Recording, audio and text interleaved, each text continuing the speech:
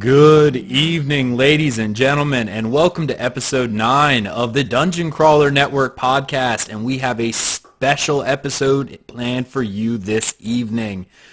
Joining me this evening, as always, Asteldian. How are you, sir? Doing very well, thanks. You excited for tonight? Because I know I am. Very, very excited for tonight. It's been a long time coming. Excellent, excellent. Now, you probably noticed we have a couple people down in the multiple boxes below us. With us this evening, we are joined by Mr. Tim Anderson himself, the executive producer of the Saga of Lucimia MMO. How are you tonight, sir? Stellar. Stellar. Awesome. Also joining us is Mr. Robert Thompson, one of the lead programmers over at Saga of Lucimia. How are you? I'm doing great. How are you? Thanks for having us. I'm so excited. Yeah. And also we have the co-producer, Mr. Giovanni Martello. How are you, sir? Doing great, thank you. Glad to be here. All right, man. We got a lot to go over. For those of you who do not know, before we really get into it, Tim, why don't you give us a little bit of background about Saga of Lucimia, if you don't mind? We are an MMORPG being developed with some old school roots, kind of going back to group-based gameplay, where everything that you do is done alongside your friends, family, significant other, etc., etc. We kind of fell back on the tenets of old school Dungeons and Dragons. You don't really play D&D across from the table with one other person. You play D&D with a group of people, and it's all about the group experience. And then if you look back at any of the examples we've given on our blog posts, whether it's Zeus going up against the Titans with his fellow Olympians, Jason the Argonauts, all of these great epic tales are always told from the perspective of a group of adventurers going off and doing something, not the solo adventurer going off and doing something. So that's really what we're all about, is creating a group-based MMORPG that relies heavily on working together with other people as opposed to doing things on your own. Excellent. I know that's very lacking in today's MMOs, where it's almost story mode, single player, and every once in a while you'll see someone trolling in chat, and that seems to be about all you're going to see of other people. So we got a lot of questions, and I'm actually going to let Asteldian go ahead and roll off with the first couple questions, and have at it, sir. Okay, well, you just kind of answered the first part about what your plan is or what you're doing with the game, so carry on from that. What drove you guys to really sort of think, right, that's it, no one's producing anything, let's make our own game? What sort of, A, gave you the confidence to do that, and what really made you decide to do so? And also, can you tell us any of the lore about your world?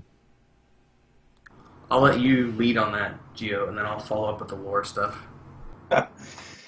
Well, as we've been very clear about, and some people have been shocked to hear, is that we have been very upfront that the team met during the Pantheon Kickstarter, which is done by Brad McQuaid of EverQuest Hall of Fame. And, we all ended up bumping into each other. Well, not all of us, but the first handful of founding devs rallied around that Kickstarter because it was the first time in a long time that somebody was doing something outside of the norm or the chasing on World of Warcraft's heels.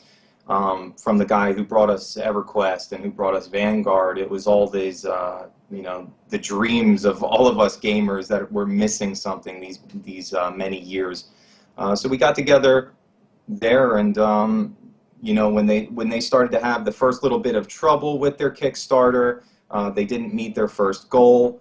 We looked at some of the things that they were doing, and we just started talking to each other and said, if they can put together this team in a very unconventional way and, just start to work on it, we could do the same thing. And then Tim had all of this background, which I'll let him get into, which is the second part of the question. He basically had this world all set with a storyline and everything, so we basically used that as a foundation and just started to go with it. And piece by piece, people, rallied with us and started to join the cause. And look at where we are now. So we just continue going in that manner. Yeah, I mean, it's all kind of, it started off with 6 of us, and we've fluctuated from anywhere from 12 to 20 people. It's kind of open source in that kind of degree. But as far as the lore goes, this started off as a D&D campaign for me back in the late 90s with my high school buddies, and then it kind of evolved from there. And in 2008, when I first started to write for a living, I was selling short stories in the world, or from the world, I should say, and that eventually led me to start work on a book series, which got shelved in late 2008 because I started to make a hell of a lot more money doing website contracts. So I switched over and started doing commercial websites and did that for years. And then in early 2014, when everything kind of came to a head at the same time, the Pantheon thing was coming around. We were on Project 1999 playing EverQuest together. My wife ended up having an emergency surgery, and I had a lot of downtime, and I kind of had planned to just go ahead and finish the book series and publish it. And then we started having these discussions about video games, and I was like, well, why don't I take this and adapt it and make it into this overarching storyline that we could create for this game. And so the lore we came up with, it's more long-term scope than I think a lot of other games do, because this was planned out as a book series, not as a video game series. So there are 4 chapters or 4 volumes planned out, and each volume is a book. So in the case of us, we have volume 1, which is what we're creating now, and then we have 3 expansions beyond that already pre-planned out. And those are available on the website underneath I believe it's the story so far section of the lore. It kind of lists the general scope of each volume without revealing too much behind the storyline. But the basic concept is that players, when they enter into Volume 1, they're coming into a world where magic has not existed for hundreds of years. And all that's left behind are relics, and those are rare. So magic is a very rare and fleeting resource. People get things done by the strength of their own 2 hands. So everybody in the beginning starts off as a grunt, as a nobody, and you're going to have to grow from there. And it's kind of like those of you who played early EverQuest 1. For some people, it was 6 months before you saw your first magical piece of gear from a dungeon drop or a quest line. And that's kind of the same similar timeline that we're looking for, isn't that kind of pathway. So the goal of Volume 1 is to get magic, to bring magic back to the realm, and there's a reason why that you want to do that. And then from there it'll expand into Volumes 2 and 3 and 4. Yeah, I actually had some other really questions like that. Like, that seems to be a very bold decision. I mean, I like it at this point that you would start without magic and the typical fantasy tropes in a game. Like, everyone imagines I'm going to be a powerful wizard, I'm going to be this when you start the game. And a lot of modern games tend to make you the hero of the story. Very few MMOs do the rags to riches kind of thing anymore. It's all so story-driven is not bad, but it's so almost single-player story-driven that you are some destined hero. Like, no matter what it is, like in any game, you are the chosen one along with every other chosen one out there. And it's hard to get into a character in that regard, especially if you had something in your mind like, oh, I feel like being a sneak thief. I feel like being like just this downright, vagabond. But if you're, this hero, how do you actually ever create that story for yourself? Yeah, there's no such thing as the lone wolf hero in our game. So, yeah. Excellent. I guess we're up for number 2. Yeah. Well, yes, it's kind of partly been answered already, but we'll go through anyway. What makes your game different from the current games, which we've kind of covered by being more group-orientated, but also what makes it different from some of the other games that are currently being developed and crowdfunded? For example, we've mentioned Pantheon. Um, I think that, and I think Gio can expand on this here in a minute, but for me, one of the things that we're doing, and I know you guys have touched on this in past, when you guys have done some of your vodcasts about our earlier builds, the one thing we're doing different than everyone else, there's actually two things that I really want to focus on. One, first and foremost, is community. If you look at most of the developers in the team, those of us who have time to do so, Giovanni is involved with the Grievance Guild, playing in different places, so Nick has been as well, Nick Gordner. I've been involved with people in the Project 1999 server, on the live server for the TLP EverQuest servers. We try to be involved with our community way above and beyond just what we're doing within our game. I just finished up actually at the end of February, or excuse me, at the end of January. I ran a 4-month D&D campaign for some of our backers. So we try very much to be involved in the community everywhere, not just at our forums and in our game. And that has paid off in spades for us, because at the end of the day, we're building a game that's all about community. So by leading by example and showing people that we are invested in our community, we're not worried about subscriptions, because subscriptions will come naturally as people flock to the game. The reason people want to play the game is because they're getting to play alongside their friends. When you're friends with everybody, everyone wants to play together. That only happens when people are willing to be friendly and willing to be part of a community. If you can get people away from that whole antisocial, I need to be the most important person every single day, when you get people away from that, it naturally builds upon itself. So that's our first and foremost standpoint, cornerstone for us is being community driven. But also, we've been point blank out there from day one. From the very first day that we started on this project, when we just had a Facebook page, no website, no Twitter, nothing. Go look at our Facebook page and go all the way back to the beginning. And we've been sharing out screenshots from the shittiest, earliest versions of our baby vomit steps. We're showing people every single step of the way, and we're not doing it because of, it's not, some people have said it's a marketing gimmick. It's not a marketing gimmick. We're showing people that you can build an MMORPG with zero experience, as long as you have the passion, the desire, the motivation, and the commitment. And so we've been out there documenting our process. That's what our videos are for, is the documentation of everything we've done. And all you have to do, all anyone has to do, is go back and look at the earliest screenshots of what we've done compared to where we are today, and you'll see the progress that we've made in almost 2 years. We're just about coming up on our 2-year anniversary mark. And that should give you a very good benchmark of what's going to come ahead for the next 2 years and beyond. And I'll kind of let Gio expand on that one from his point of view. Right. So everything that we're doing is facilitating that community feeling.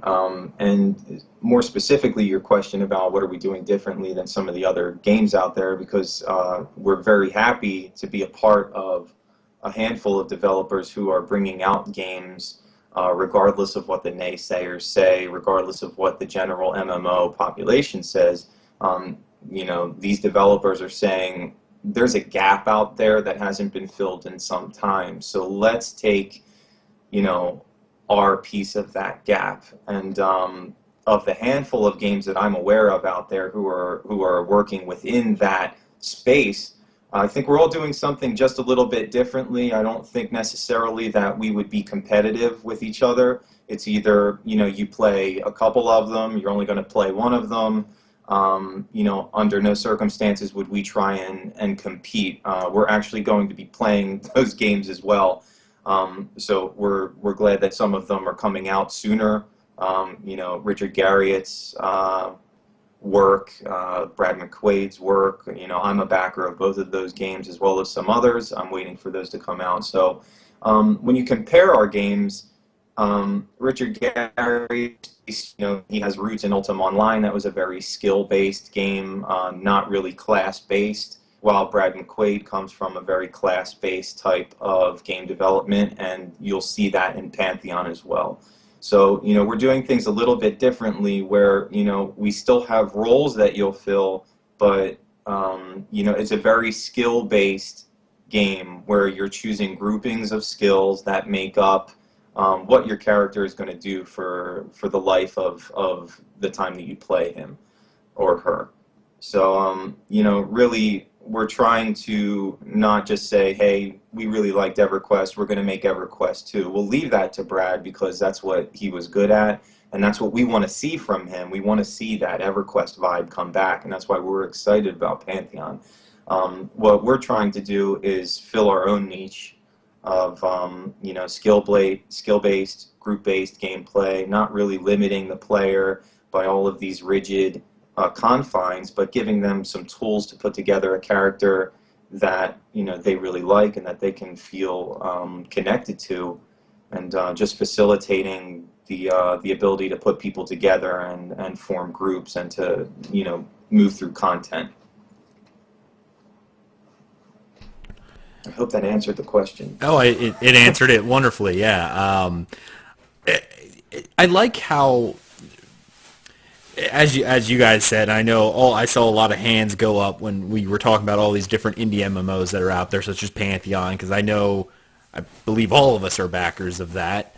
And we, Asteldian and I, we of course back yours, because we, as a community, Dungeon Crawler Network as a community, we long for those older days. I started my MMO career with Ultima Online, and you just didn't do anything. I remember having a pager. Who remembers pagers? But when the spawns come up, and you get a call like 3 a.m.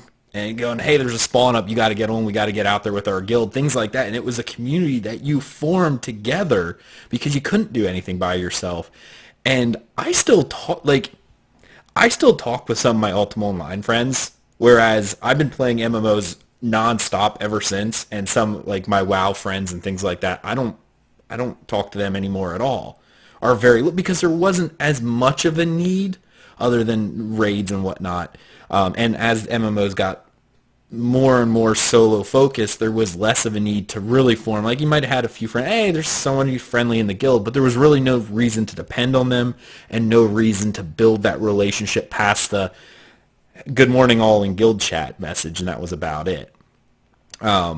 Speaking of the skill-based system, I know, are you taking a lot of, and this is different, but I wanted to ask it anyway, skill-based versus level-based, are you more focusing closer to what Ultima Online was versus what EverQuest went?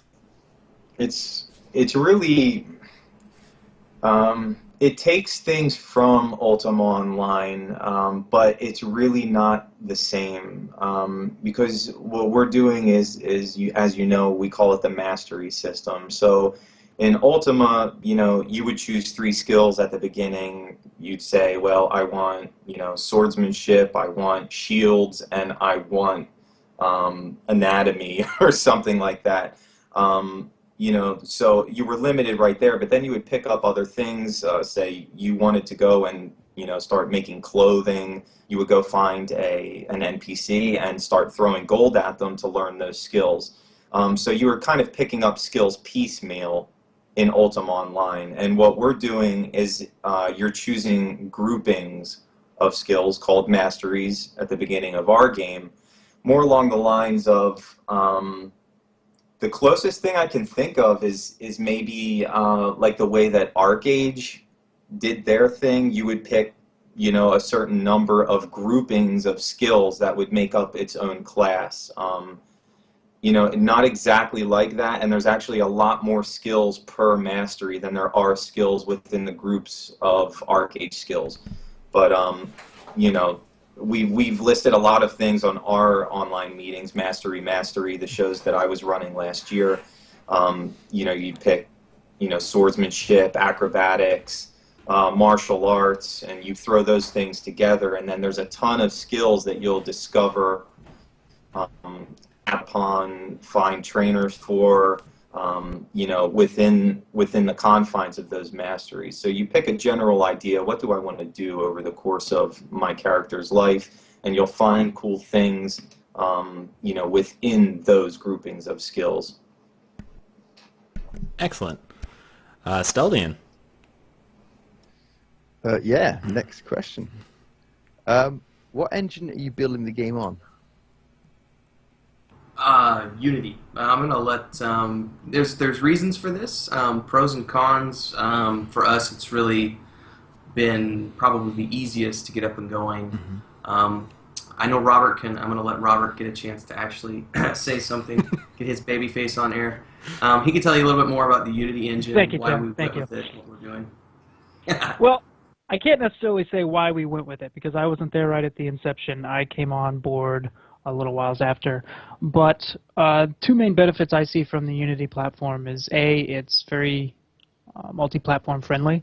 So, it's agnostic to whether it's Windows, Mac, or Linux. And a lot of people may not think that's a big deal, but for me, being a Mac user and a Linux user heavily for what I do in my day job, that's a big deal to me because a lot of games I won't even think of backing, for instance, because I don't want to reboot into Windows to have to play if I don't necessarily have to. If I've got 10 or 20 minutes here, I've got to reboot my computer, start Windows, start the game, hopefully get something done, and then reboot back to get back to work. And that just doesn't work for me. And Unity provides a really good platform for that to happen. Just recently, the other engines are finally starting to catch up, like Unreal is very multi-platform friendly now.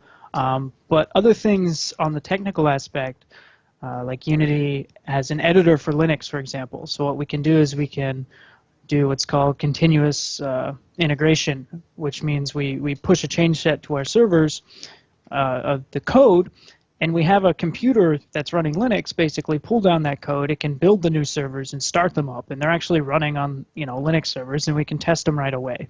It takes about another 10 minutes to rebuild everything, but and those things are definitely possible on Windows, but working in a Unix environment is something I do, so it's a little bit easier that way.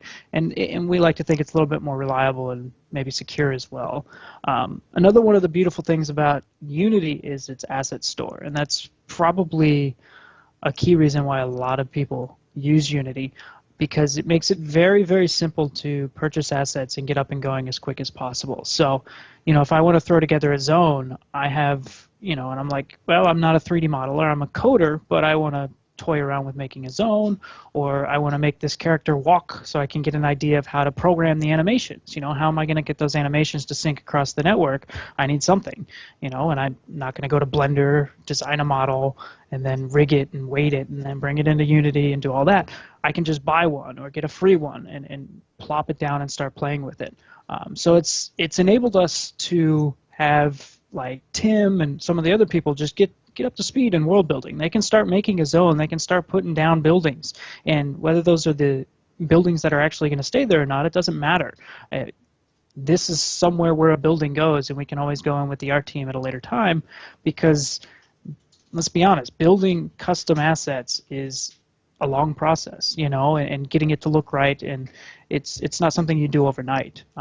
So the asset store is great. The multi-platform capabilities, and the fact that it's just an engine there and we don't have to build it from the ground up. I mean, you think of the things that the people like Ultima did and EverQuest did, like, it's amazing. They made the engine to render things and then they built the game. Like, it's such a different development process than what's happening now. I think we're living in a time where, a bunch of us that don't do games at our day jobs can pick it up and start making one. It's a lot of fun, and it's always been something of a passion of mine because I've always wondered, like, how do these games work? And I'm like, I know, let's build one, and I'll learn how to do it. So it's been a really fun process, and Unity's played a huge part in making that easy for all of us. That was a great answer, I just have to say. Yeah, I'm sold. I do have a follow-up question to it, Yeah. funny enough. Obviously, along the internet, you always get the negativity that comes around with everything. And obviously, some things people have claimed is that Unity can't handle MMOs. And Bullshit. I don't think Bullshit. you've got any basis towards that at all. Bullshit. But yeah, I wonder where the idea is coming from. Why we're assuming this? The idea is because it has not, to date, been used to create any massively multiplayer online role-playing game out there. But that does not mean that it's not capable of doing so. Yeah, I mean, we've already seen. I'll let you follow up on this, Robert. But we've already seen games like Project Gorgon is already up and running with several thousand people playing that game. Shroud the Avatar is already up and running. Pantheon's already up and running, and we're up and running. So obviously, we don't have hundreds of thousands of subscribers, and we're still in our earliest alpha stages. But there are examples now, finally, of MMORPGs coming out that are using the Unity engine. And the big thing that people don't realize is that the Unity engine, and this is, I think Robert can talk more about this, but the Unity engine in and of itself is not the network framework that is what makes an MMORPG stable or unstable. The network framework has, the engine is just there to render the graphics, and Robert can give you the more technical side of things, but yeah. Yeah, I was going to say, I mean, you can look at, I know Shroud of the Avatar has morphed into this weird kind of hybrid MMO/single, like when I backed that game, I had no idea it was going to be an MMO. I just wanted to play like a cool single player big world, and it's morphed into this huge project that is technically an MMO. And then obviously Tim brings up Project Gorgon, and one of the things that probably gives the stigma to Unity that maybe it can't handle MMOs is because it doesn't have a built-in networking backend, basically. So you can think of each computer as an individual client. So Unity is playing a game. You're like a single-player game, essentially. But what you do is you send information back and forth to the server about the location of other objects in the scene that you're running. So, you know, when we load into a scene in EverQuest or something, like, you're playing the game locally. Everything's being rendered locally, except there's a lot of stuff going on the network backend that says, oh, this player is here, this player is here, and it updates that frequently, so you can see them moving around and things like that. So, in essence, an MMO is kind of like a single-player game, but you know, the network is a huge component of that and how things interact. So, Unity doesn't have a network backend yet. It has one called UNet that they've been slowly working on. So, they've been playing catch-up with guys like Unreal and Crytek and things like that in those regards. Because if you look at Unreal Engine, like, that's what they're known for. They're making Unreal Tournament, you know, which is an FPS, which has to have a very strong networking background, so you can run around and shooting guys. And it's really good at that. It has that network backend already in place. Unity didn't have that, so that's probably where a lot of that stigma came from. The guy from Project Gorgon, for instance, the guy that runs that, he's a network engineer, so he wrote his own backend, and that's what he uses because he knows what he wants to do and he can do that. So it just shows the capability of something like Unity, what you can do and how you can extend it to kind of do what you want. And that's obviously another benefit of it. So, follow-up to the follow-up, if you're okay with this. Absolutely. Because this is fantastic, and I come from a technical background myself. I'm more system side. I'm a system administrator, so I'm all VMware and everything, so the network side is amazing to me. Given that Unity doesn't have a built-in backend, if you're not ready to talk about this, you can shut me down, but what are you doing to overcome this, or what are you using, what are you trying to play with now? So none of us on the team are network engineers, and none of us on the team want to reinvent the wheel. I mean, the concepts behind how things talk back and forth, you know, all that information is available, but you don't want to do it. We want to focus on making a game, and, you know, so there are some solutions we have looked at. So one of the ones we used before was called Photon, and that's the previous builds were built on that. And all that was is basically like a program that sat there and was a director of network traffic, essentially. So your client would send information of, here I am, this is where I'm going, this is what I'm doing.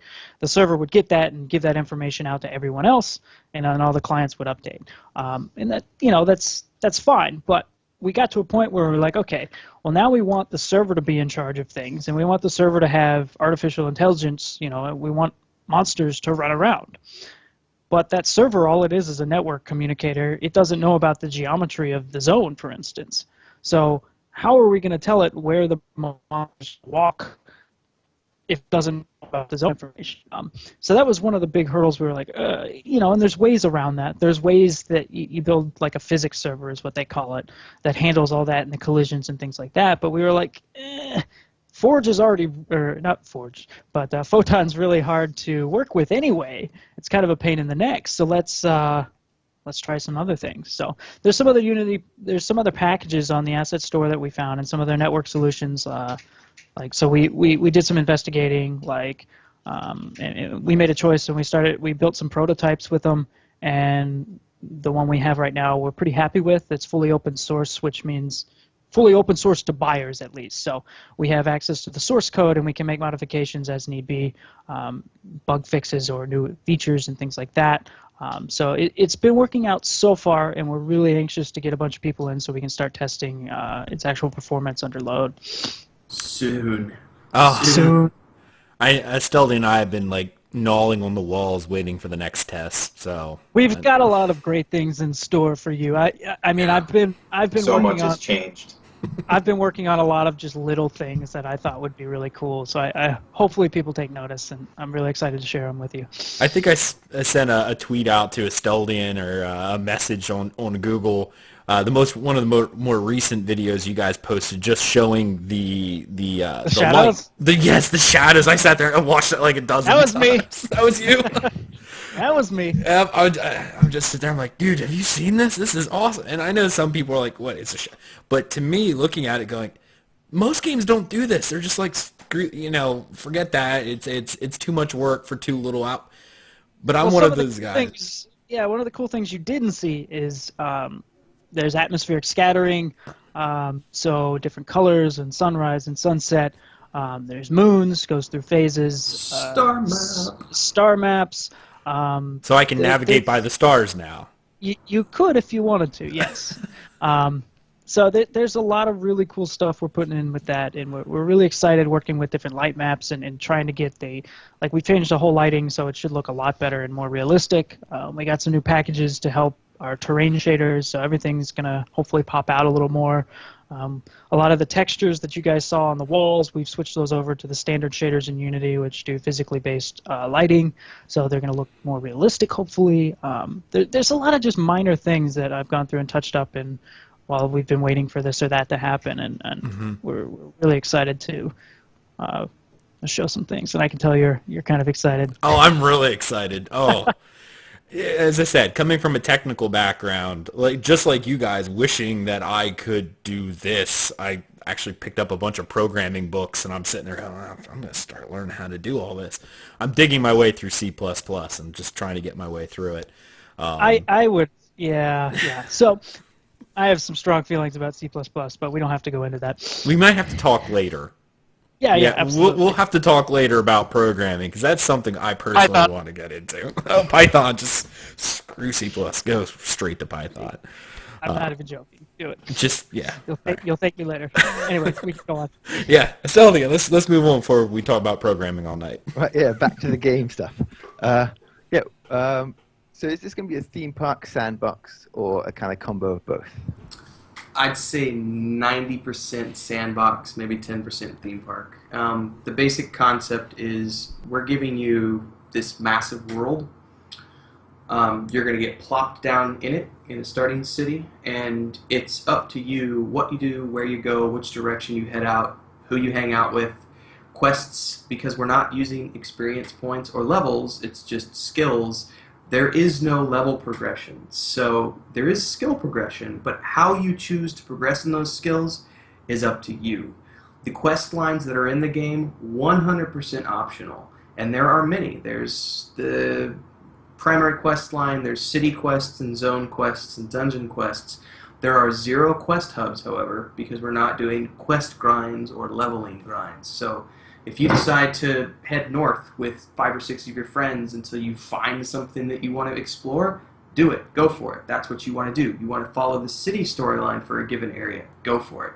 You want to follow the Epic Volume 1 storyline. Go for it. It's up to you. It's a sandbox environment with a bunch of lore built in and the world there that you can explore. But how you choose to explore it is up to you.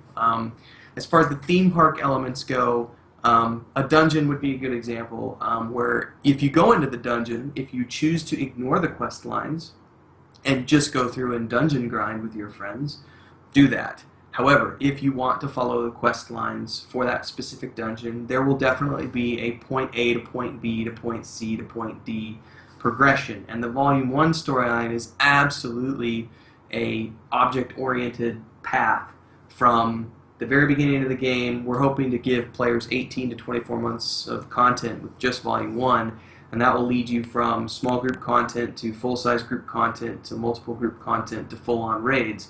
and you're going to need to learn other languages, pick up crafting, have crafters with you, work on faction, lots of different elements at work there. But it's, I'd say, like I said, 90% sandbox and only about 10% theme park.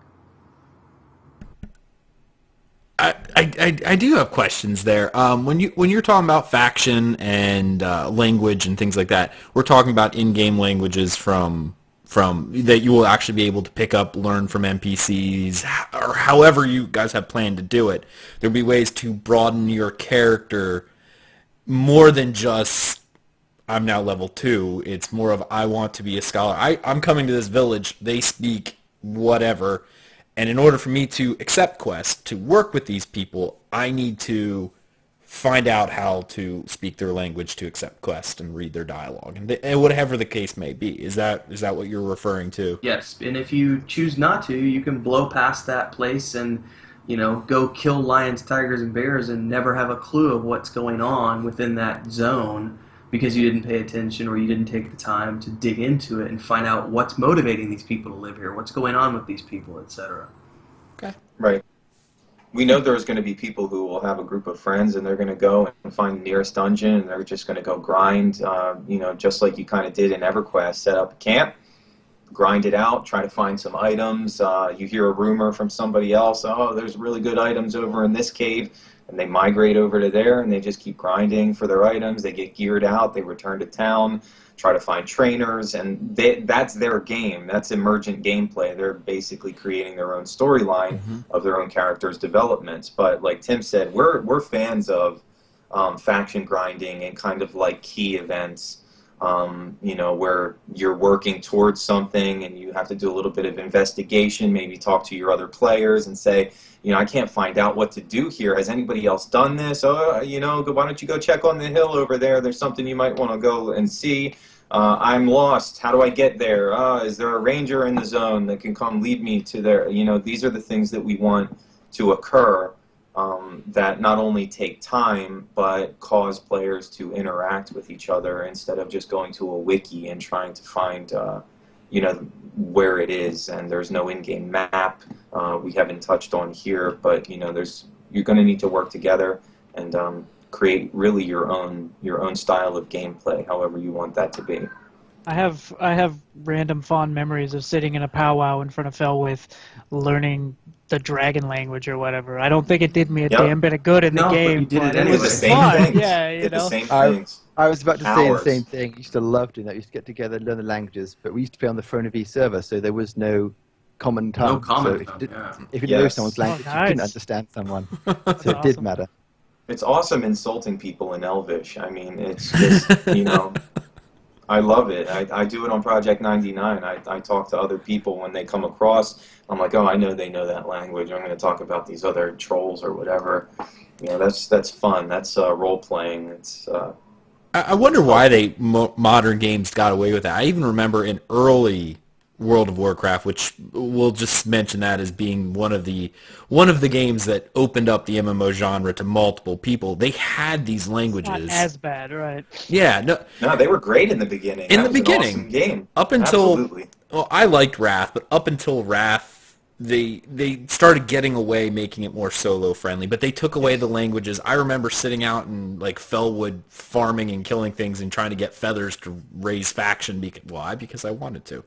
I wanted to be able to walk through that Timber Mall, the Timber Mall, whatever, the cave, whatever, without getting attacked. The only way I could do it was to rise my faction by killing things, and that's what I like doing. And I did this for hours with multiple people. It just went easier with multiple people, but they started dumbing all that stuff down, and I just wonder why MMOs went that way versus where they are.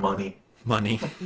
They wanted to make the genre more accessible. I mean, look at them. They had 12 million people at one point, paying in $12 a month. Like, why wouldn't you do that if you were them? Makes sense. It's crazy. Yeah, it's awful for the genre, no question. But I mean, from a business standpoint, you can't deny it's something you would want to do.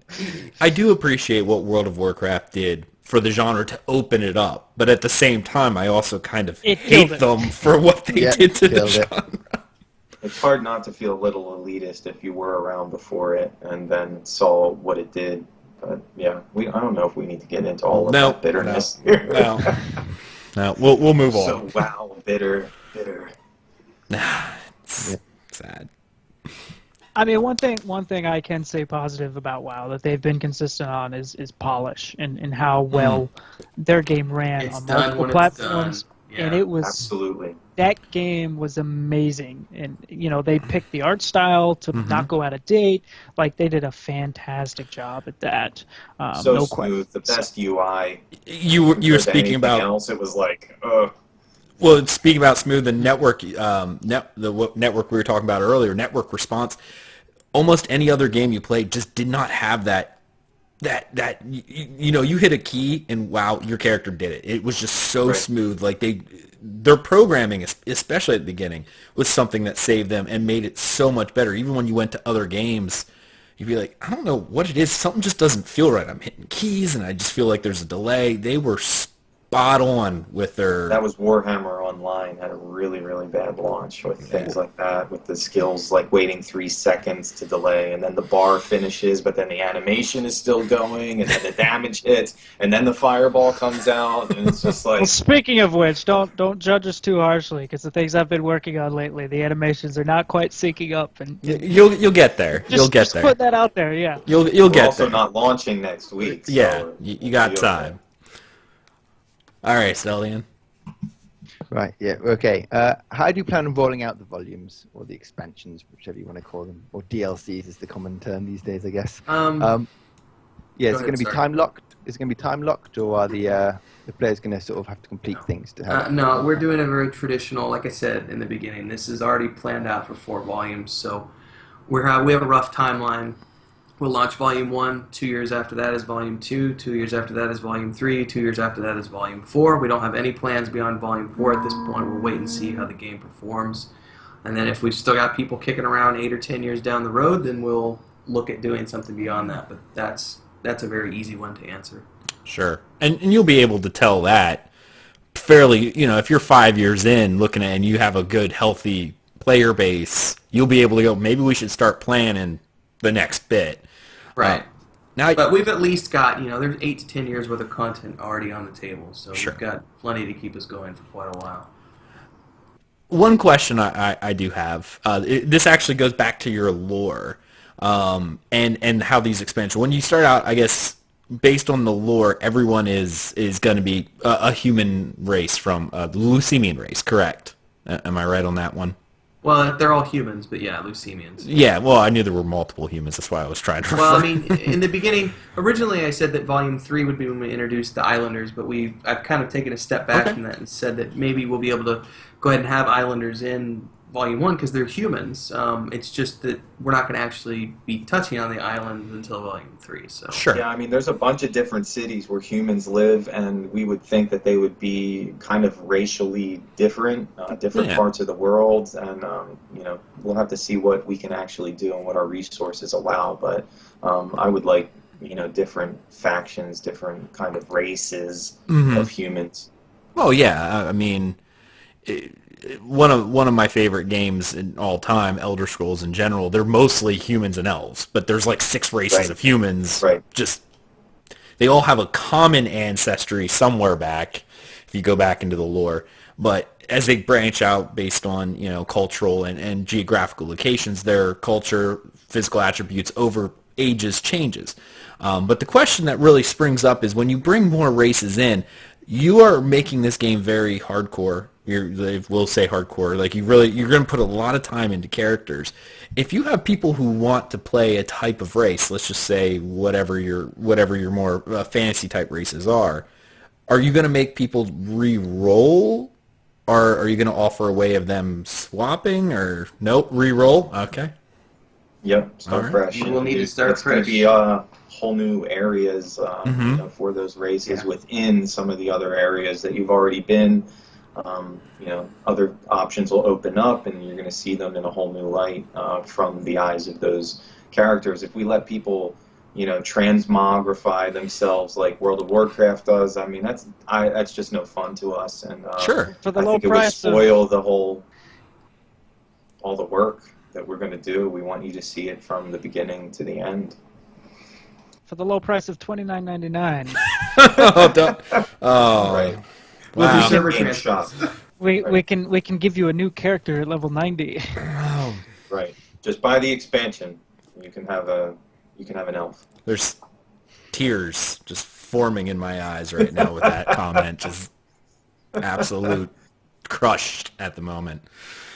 And there'll be others listening going, yeah, that makes sense. Cool. I like the sounds of that. No. No. I had to ask. Right over at MMORPG.com after this interview. Yeah, sorry, Tim. All the Sorry. things we're going to do. My fanboys. They love you. The internet loves you. Hey, I like the concept you guys are going, because I honestly feel, and I know if you listen to a lot of other people, how they feel about the genre in itself. The genre, World of Warcraft killed the genre for the one MMO only. You know, like that's gone. You opened such a huge player base, but because you opened the player base, you know, before, if an MMO had 10,000 players, it was World of Warcraft before. You know, it's like, oh my goodness, this is like the biggest thing ever. Only now is, if you're not up to like 10 million, are you a failure, because of the concept that we had with World of Warcraft being the only thing. But the genre has changed now, and I don't honestly believe there will ever be a juggernaut that there was again, because of the diversity of the player base now. They opened up. You have your casual gamers, you have your hardcore raiders, you have your role players, you have all these different groups of people who were separate before. They were all brought together to love this one genre, but now no game can copy, because anytime someone copies, they go, well, it's not Warcraft. So people are being more niche about it. They're like, this is what we want to focus on. We're not going to get 10 million. We're going to get X amount of players, but that's good for us. And so you got to build your game for the audience you're trying to build for. Absolutely. Yeah. Yeah, WoW is right place, right time, right people, and you know they came into the right when they needed to. Right. Perfect storm right there. Just worked out. So And I think it was right at the plateau of, like, people were kind of getting sick of EverQuest, and EQ2 was a letdown for those people. I know it was a letdown for me when it first came out, and then WoW dropped, and you know, I think that that helped a lot. So. Yeah, absolutely. So, you know, Tim's responsiveness to a lot of the people over at some of the more popular websites, we'll just say, I don't want to say popular, I want to say more mainstream websites. Tim, we talked about this. Put it away. I did say PG-13, so I guess he's Yeah, I still was okay. just going to say that. I was just going to say, he was warned. Oh, it's all good. I can. If people watching it live get everything, no, I'm just kidding. I'm not editing nothing. Screw it. But you know, his response is, "This is our game. We're making it for the niche player who's like me. Like, this is, if you're like me, you'll love it. If you're not like me and you want the, you know, the get in, get out, you give me everything style. The I play your game. I deserve to be the best kind of play without putting any work into it, which is very much a common theme right now with MMO gamers. Of, I deserve this. I deserve to see the content because I'm paying your subscription.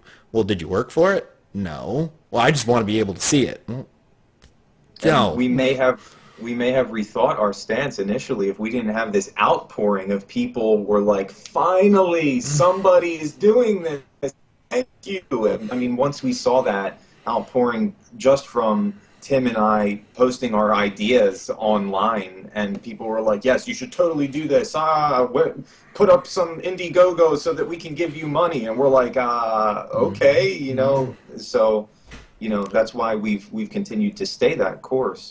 We know that there are people out there like us. Obviously, you two are waiting for games to get with it and remember, you know, what made them so great before the juggernauts came along. And it's not that MMOs didn't need to adapt and, you know, change with the times, but it went so far over to this corner.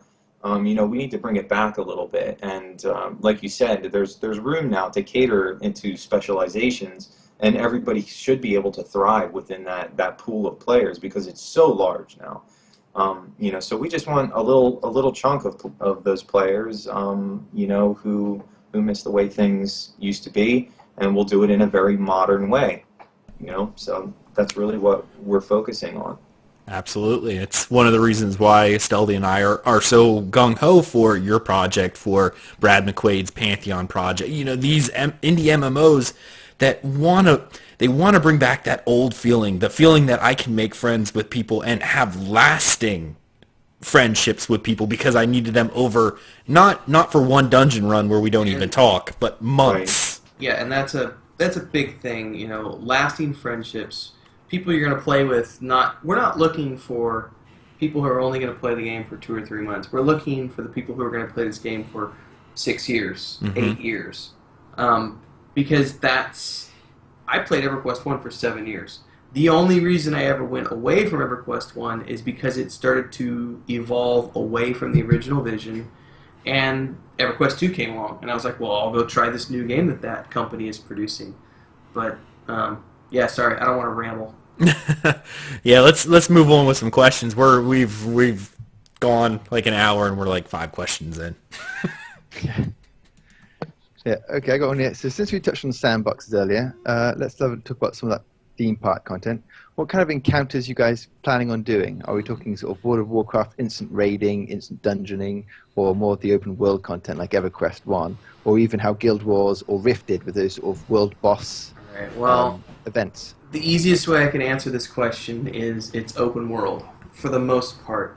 I've got a blog post that we did about a year and a half ago that talks about what we're doing in terms of progression content. So for those of you who played Vanguard had what they called the Golden Mob system, which was basically you're in an open world, but if you're on a quest and you trigger a quest mob or an item, a ground drop or a ground spawn, it's there for you, your party, your raid group. Other people can see it, but they can't interact with it, they can't kill steal it, they can't take it away from you. So even though it's in an open world, you can actually still have your own quote-unquote instanced content when it comes to raid progression or quest progression, any sort of progression content that's related to a quest. You'll be able to lock it to you. Once you've initiated the combat, other people can help you, but you get the credit for it.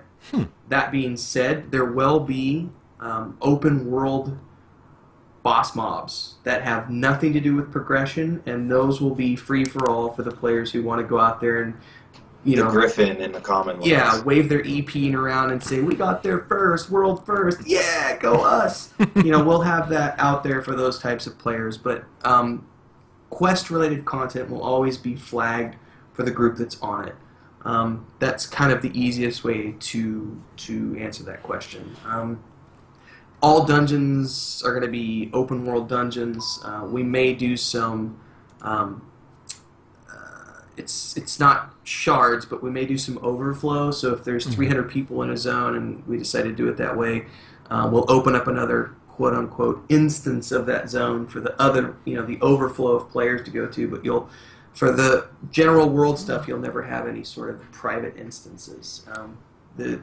We've discussed, and I think personally I'd like to go this route for the raid content that's related to Volume 1 progression. When we get to the end game and we're talking about the actual raid content, we'll probably look at doing persistent instances just like EverQuest 2 or World of Warcraft, where once you're flagged for it, you go in and you have 10 or 12 days to go through it and come back and work on it multiple nights. But I'd say the bulk of everything's going to be open world, because that just encourages teamwork. It does. I like the idea of, and other games I've seen have been doing this with the more open world approach up until the raid boss itself that's needed for progression, where as soon as you walk through the door, it's limited to a certain, like whether you're flagged or what, and you can go in with your team, but you still have to work as a group through the rest of the dungeon. You can work with other groups to get through the trash and everything of that nature.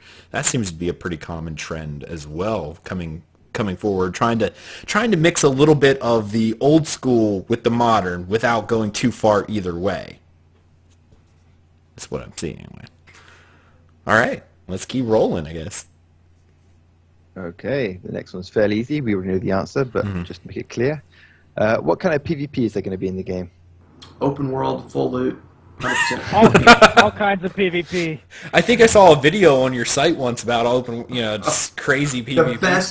The best part about that video was like 3 months after I published it on MMORPG.com, the thread resurfaced with a bunch of people going, "Here's proof that he's a lying douchebag. He said that this was a PvE game, and look at this. They have a PvP video from their alpha test. They're liars." That was the best thing ever to see people actually thinking, because at the end of the video, it's very clearly embedded in the video. This was just an unintended side effect. We're still a PvE game. This was just a joke. Ha ha ha. But people didn't bother to read, to watch the video. They just had this knee-jerk reaction, which was great because it proved the point that we were trying to make in the first place was, people don't actually read. They just have a knee-jerk reaction to things. But yes, we are a PvE only game. There will not be PvP. We might do some arenas in towns, but that'll be the bulk of it. Cool. Player versus penguins. Player versus penguins. That's the PvP. We'll have a corral of penguins that you can go and slaughter when you're not feeling very well. For some odd reason, the only thing I'm getting in my head is the secret cow world in Diablo, and then the cow's just murdering you. You have to find a little boy's peg leg and open up a magic portal to the penguin world, and you slaughter them. Yeah, so I just want to put that out there that as much as they want that, I'm not programming it. So it's no fair. I'm kind of disappointed now. Like, that show's over, guys. No penguin fighting. That's it. I'm out. Yeah, I mean, I like dueling. I'm not like a huge dueling person. I think that it has its place. I also don't want the combat build guy running around spamming duel requests to the people out there who are trying to play support. So I think there is a place where, like an arena or somebody wants to settle a score and, or just have fun with their friends, have guild events, for, prizes and things. I think there's places for that, and good RP events come of those things. So if we can facilitate that, I would like to do that in a more controlled environment. But in no way is there definitely. It's definitely a group versus the monsters, versus the enemy, versus the AI that we want to focus on. Absolutely. All right. Yeah, we knew the answers, but for any new players who are watching and going, is this game for me? It's always good to get that out of the way. Let's hope they stuck around to the end of this 5-minute blurb. They're gonna get the wrong impression. Yes. No PvP. If you're looking for like hardcore like arena scaling, like elo rating and things like that, this isn't going to be it. Yeah, wait for Camelot and Unchained. Yeah, they're going to fill that niche of absolutely the PvP. I think. There's also Crowfall too. Crowfall as well. Yeah. Right. Yeah, and they've got some vets from J. Todd Tolman, Gordon. Why am I drawing this blank on? Anyway, this ain't a show about them. All right, we'll move on. So the game is both classless and without levels. So adults want to design their role and get their power throughout the game. So, like I said earlier, you're going to choose these masteries. You're going to choose stats that you want to focus on. You're going to basically come up with an idea for your character and use our character creation system to facilitate that character. We're going to have as much direction as we possibly can when you make certain choices, give you an idea of what that character may be good at, or what this mastery would be good at, what kind of skills you could look forward to, give you a couple of examples. But really what we're leaning on is that the majority of the skills that you can get to fill in the blanks within your masteries are discoverable. Only up to a very, very small point are you going to be able to go to a trainer in town or near town at the start to progress and get new skills. You're not automatically going to gain skills as you're out there fighting. You are going to raise your skill levels while you're out there. Your masteries themselves are going to gain levels from 1 to 100. and the higher your mastery level, the more likely you are to find, a skill that you'll be able to train. Skills will have a level rating on them, so, say a certain sword skill takes 25 sword mastery. To be able to learn that, if there's a trainer out there who teaches that, if you're, skill level 20 in swords, he may not even talk to you, or he may call you a noob and tell you to leave, and then you find out your friend has this awesome sword skill. Say, where did you get that? Oh, well, I talked to this guy out in the woods. And you're like, well, he totally told me to leave. And these are the kinds of things that we want to do. So you're going to progress, you're going to find items, you're going to get more powerful, but it's not going to be an automatic thing. You're going to have to pay attention to what other people have found. You're going to have to get lucky. You're going to have to take notes. You're going to have to happen upon, the proper training NPCs at the right place at the right time. And then, you may get lucky on a chest down in a dungeon and find a scroll that explains certain skills to you. So you're going to be practicing whatever you're good at, lockpicking, sword fighting, and then you're going to get better through use, similar to like how Elder Scrolls does it. And then, as you progress, you're going to go around and look for, ways to become more powerful, and you'll find things along the way. But it also makes sure that every player that you run into probably is running a little bit of a different build than you, because it actually happens to be a lot of chance to have the exact same builds that you have. So you're both, strength-based fighters. It's not likely that you're both using the same weapons and armor, but even if you are, it's very likely that they haven't found the exact same skills that you have. I think it's also, we've talked about this before. I mean, rough estimation is that probably 85% of the skills that you'll be able to learn in the game, and there are hundreds of them, will not be found in cities on trainers. They will be found out in the world, in the outposts, in the dungeons, from advanced, the ranger Bob who lives in the depths of the woods at the end of the canyon in the middle of the mountains, and, at the bottom of the dungeon where this guy's researching toadstools and out of a chest that drops from a boss mob or things of this nature. So if you want to become the best of whatever it is that you want to be, you don't get to just do it by grinding out and going to a trainer and learning. You're going to have to go out there and explore and learn it and find it for yourself, or rely on other people who know where those places are, and go from there. You're really going to be trailblazing at the beginning. There's not going to be a wiki out there unless somebody creates one. Right, and we're trying really hard to lock this down as much as we can. We can't completely eliminate people from creating a wiki, but that's, after the game launches, of course there's going to be a wiki at some point. But those people who do it in the first year or two, prior to there being a wiki, it's going to be, it's trailblazing, like Gio just said. Robert may hate me for saying this, but you could always just add incremental patches and move the people around. Just like, people started doing... We've actually already got that planned in. We have a blog post from probably a year and a half, 2 years ago. We've talked about we're not updating the patch notes, and we're already planning on moving NPC trainers around. So they will wander. They will wander, and there will be scripted reasons why they move. There will be...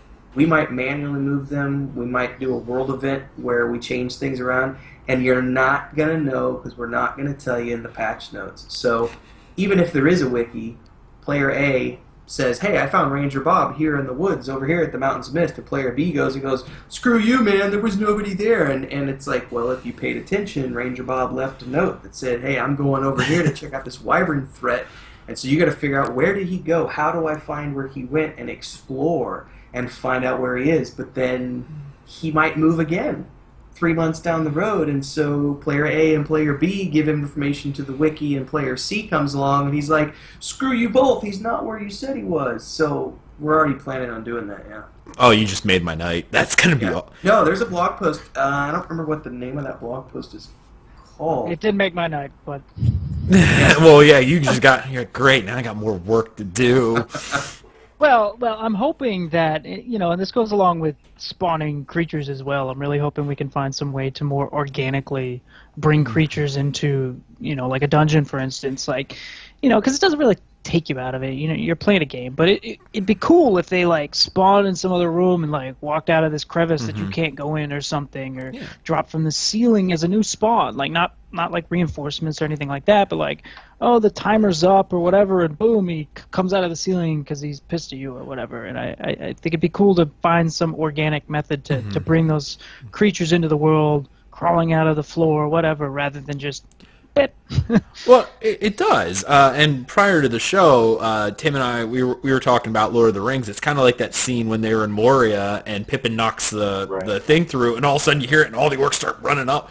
They weren't just sitting in a room. All of a sudden something happened, and all of a sudden you hear them drumming. It's like, oh crap, and you could have, like you said, the organic feel of you're walking through a dungeon, someone trips a trap somewhere, and all of a sudden then things start popping out of the walls. Like you start hearing them come. It's like, uh-oh. We're really screwed. Diablo 3 did a good job with that, with the stuff crawling up out of the off screen and yeah. Another thing we could do as well is like just basically have a proximity check. Like if people are around the spawn point, nothing spawns. So that would be another way to facilitate making players move through the dungeon, because that's one of the big challenges of design is, you have an idea of how you want people to play the game, and people play the game in an entirely way that you did not expect or intend them to. So, you got to find subtle ways to make them do things. So if they sit there for an hour and nothing comes up, they're obviously going to move. So there's ways we can make it less complicated, I guess, but stuff we still have up in the air. So it's a neat way of approaching the issue of people. If you want them to advance through a dungeon rather than just grind the same, because people do that. Like if they feel that's the best way to advance a character power-wise, they'll sit there and grind for hours. I mean, it was a common thing in Elder Scrolls Online when it was leveling with that they designed the game to quest, but people found it so much easier just to go to this one spot where everything just keeps spawning and just AoE like crazy. How do you prevent people from doing that? Like they did it because they're like, hey, this is the quickest way. So finding ways to have people play the game the way it was designed is interesting. Yeah, it's definitely tough, and I don't know, what Tim's thoughts are on it, but in like EverQuest, for example, like I got bored of sitting in the same damn room all day. I was like, let me pull. I want to do something. Like if we can have the whole group I much prefer, personally, I much prefer dungeon crawls as opposed to dungeon camps. So anything we can do to facilitate movement, not necessarily finishing the dungeon, because these are very big places, but facilitating keeping the players moving, whether it's dynamic boss spawns so that they never spawn in the same place and they're all over the dungeon so you have to crawl to find them, or anything like Robert was saying, organic that we could do to keep players moving. Obviously we'll have camp spots for those players who want to do that, but we also want to facilitate movement. I mean, it's tricky too, because if you've got multiple groups going through a dungeon, like how do you make sure that they're both getting a good experience and one's just not cleaning them out like Pac-Man and there's nothing else left, So there's a lot of stuff we still have to consider, and we're going to have to address during playtesting. Curtis in chat actually made a good point about Fallout 4 with how you guys were describing how you wanted to try to do the organic spawning of monsters. They said Fallout 4 did a good job with ghouls crawling out from under rubble and from holes in walls, like what you were just talking about. It created that it's not just standing there. You'd be walking through the wasteland, and all of a sudden a ghoul comes ripping out from under a thing of garbage, and it creates that that oh crap moment, like reacting rather than sitting there going, okay, I see a ghoul right there, so you ready skill A, I'm going to pull him down. Because that's how a lot of the older games were. I remember dungeon... Well, I think having a good mix of that is great, because it really depends on the environment. Because, if you're, walking into Crushbone Castle, like, you expect there to be orcs there because it's their castle, They're going to be hanging out there doing their thing, So it really depends on what kind of zone or what kind of environment it is, and I think some sort of mix between the two could be really cool. You don't expect a bloody dark elf to be in Crushbone, though, do you? You sure as hell don't. All right. Well, let's keep a rolling here. Yeah, let's pop on to the next question, which is, we briefly mentioned during the last one about equipment. Now we know there's going to be relic gear, which requires stats to reach its full potential, as it were, or for you to unlock its potential. If you don't have those stats, is the weapon still going to be more powerful than an everyday mundane weapon, or is this going to be pretty useless to you? So I'm looking at the question here. There's going to be general gear, which is going to be stuff that you find, and then there's stuff that you're going to find from quests, and then there's going to be crafted gear, which will be all this will be mundane, non-magical stuff. Now, when we get into relic gear, the key with relic gear is that a lot of it is stat related. So yes, people who don't have the relevant stats will find these items useless, but with the exception of quest rewards, nothing in the game is bind on equip or bind on acquire. So everything is fully tradable, which means someone could very well get a raid drop and give it to a brand new starting player. Is that item going to be more powerful than a normal mundane item?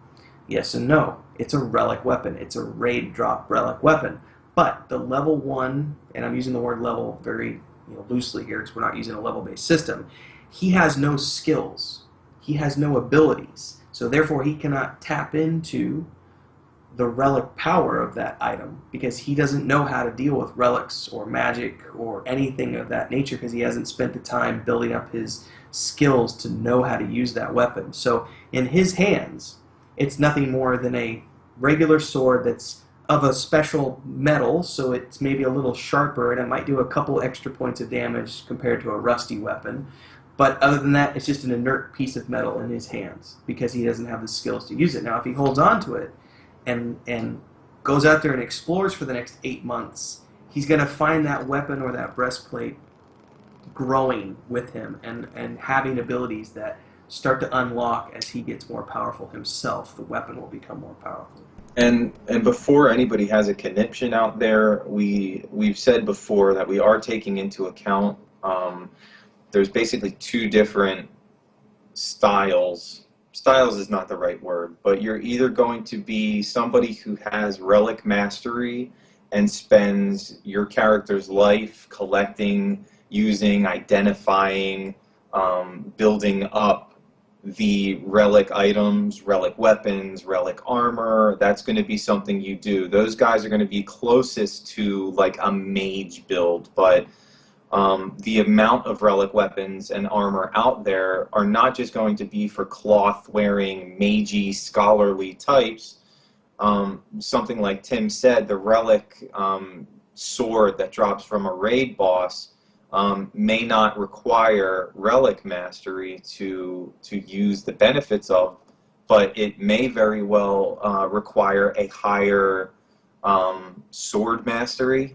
Maybe you can't use it until you're like 85 skill in sword mastery, and then it opens up another ability. It hits for +5 fire damage, things along those lines. We want the fighters out there to with cool armor too. We don't want everybody to have to take relic mastery to use cool weapons and armor. So we will take into account certain things like that. But just like EverQuest 1, when you got somebody who threw you something that was trash to them, but it was far better than the rusty broadsword that you had gotten from a skeleton, it took the edge off in the beginning. And we want people to be able to come back. Their group isn't online, and what do? You want to go out and you want to help some newbies get some stuff in the beginning, and that philanthropy comes from the ability to trade and to kind of dump some of what you have onto other players to an extent. We want to keep that alive. Also, I think that goes into our backer levels. Some of them come with like relic items that we have yet to really give a lot of info on, but some of these items you may or may not be able to use the benefits of from day one.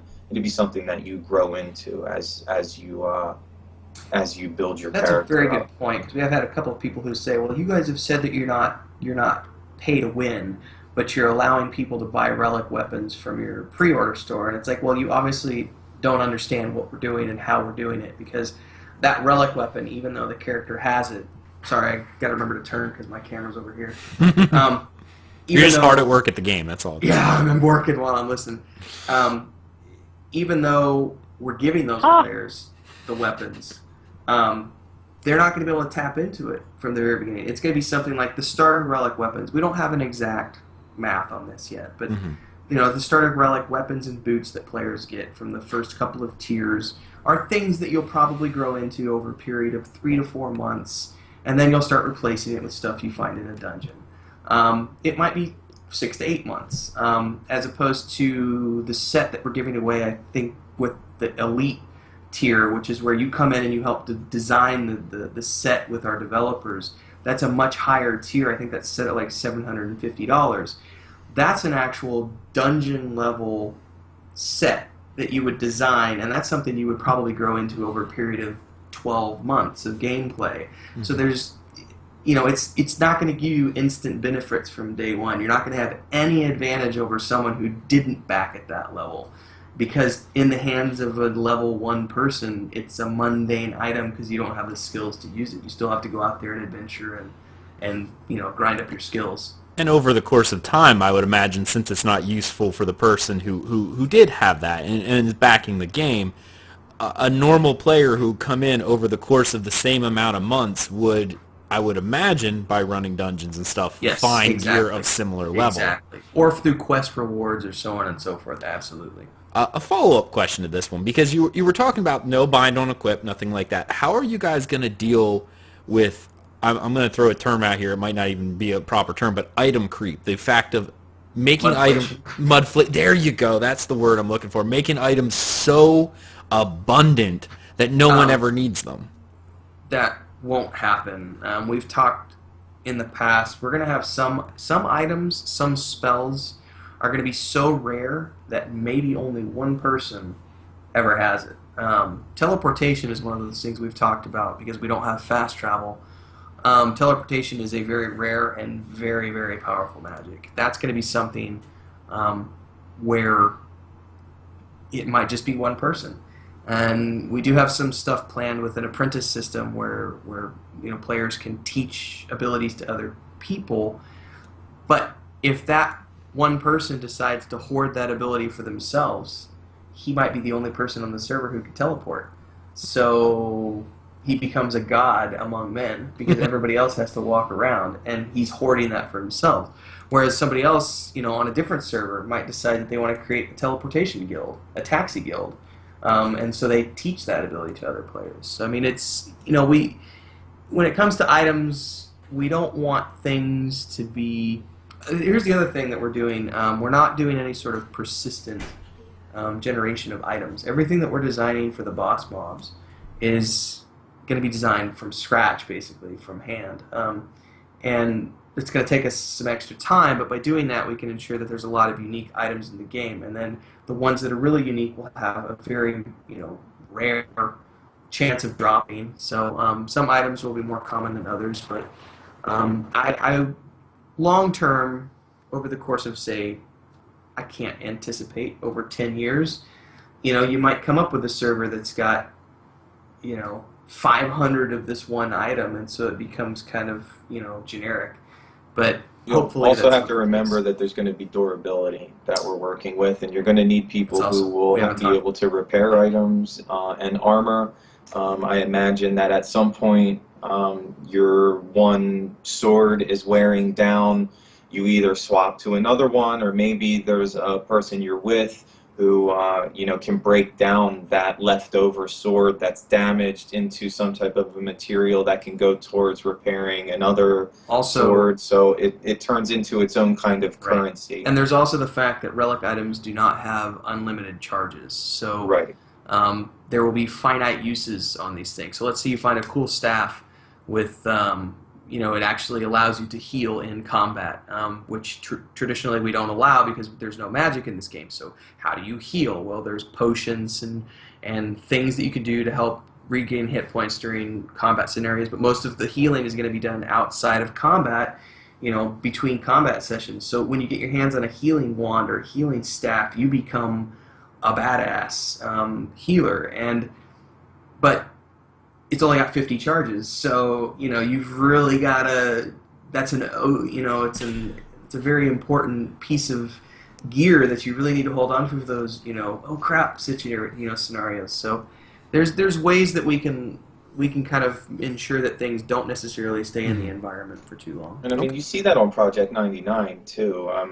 There are a lot of items out there, and it messes with the prices. But you also see, like on merchants, you'll find those items that used to have charges on them, and somebody just went and sold it. It was no longer really useful to them. So, that's going to happen to some of the items as well. You're going to sell it. You're going to get a couple silver for it, or you're going to hand it to somebody else, and they'll use it as a mundane weapon, or something. So I think players will find out what to do with that economy. There's not going to be a worldwide auction house. Some of the items are just going to get stuck in that one part of the world.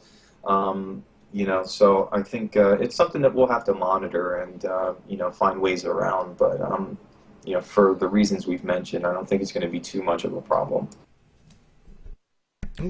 I wasn't muted. I went muted up and started talking. Okay. No, good response. I was actually kind of curious about how these things how you're gonna handle them as you went forward. So I like how items, especially in some of the older ones. I remember Dark Age of Camelot, for instance, one of the older PvP MMOs, had the durability where you could repair it, but you could only repair it so often. Like after an item you would use, it would need repaired. The damage would lower until you repaired it up. But every single time you repaired the item, it lost a little bit of durability. Once it hit zero durability, it broke. We're doing the same thing. We're doing something very similar, and we're also doing something where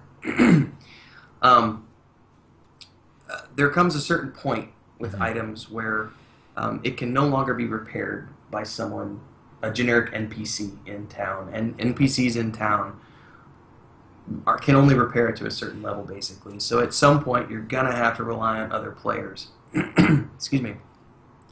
And it's going to require resources, and at some point, you just can't repair it anymore for mundane items. But what do you do with magic? Magic items can still wear out and can still break and so on and so forth. And in order to repair magical items, you're going to need magical resources. You're going to need a smith or whatever who has the proper skills. This all ties into the interdependency thing. But again, in the beginning stages of Volume 1, since magic is a fleeting resource, these things become very finite. But even when we bring magic back into the world, it still is going to be, or we're hoping to make it in such a way that repairing magical items is still something that requires so much resources and such skills in terms of players who have leveled up their crafting to get to that point, that it will be a rare commodity to keep your magical items in a constant state of repair, because it will be very expensive to do so in terms of resources and time/ability. Well, that's awesome, because I love playing crafting characters. So Us too. Modern games, crafting is maybe you repair your own gear or whatever. But here's 150 resources. Click auto combine and go take a craft and come back, and it's all made for you. And then it becomes not as important once a certain level is reached. Like once people are rating your crafting gear, is just worthless. No one buys it. No one needs it for anything because gear never breaks. So crafting becomes I know in Warcraft it became what secondary stat does it give you? Like you were able to add sockets for gems and gear, and that's the only reason to level it, was to get the bonuses that the crafting provided, not to actually craft anything. And seeing that happen, or seeing that you are making crafting characters, people who actually, I know people who don't even want to level in other games. They enjoy running around gathering resources and crafting materials for their guild to do stuff. That was their game. They would do this for 8-10 hours a day, and they enjoyed every second of it. But modern games don't cater to those people and give them no reason to do so because no one really cares. All right. I guess let's move on. Just finishing up on the equipment side of things. Just how's loot going to work? Is it going to be the old-fashioned need before greed, or then can you set master loot, or will it actually be an item for everyone drops from the mobs? I think this is more going to be along the lines of and I think Robert can speak more on this, but I'm assuming we're going to have some form of a built-in system where you can select Master Looter or Need Before Greed, random, whatever. Just like most modern MMORPGs, where you could just click a setting for the group, and then everybody clicks what they want to do, and it'll automatically roll for people. I think that's a system that should be fairly easy to put in place. I'm Notice he said thinks. He thinks.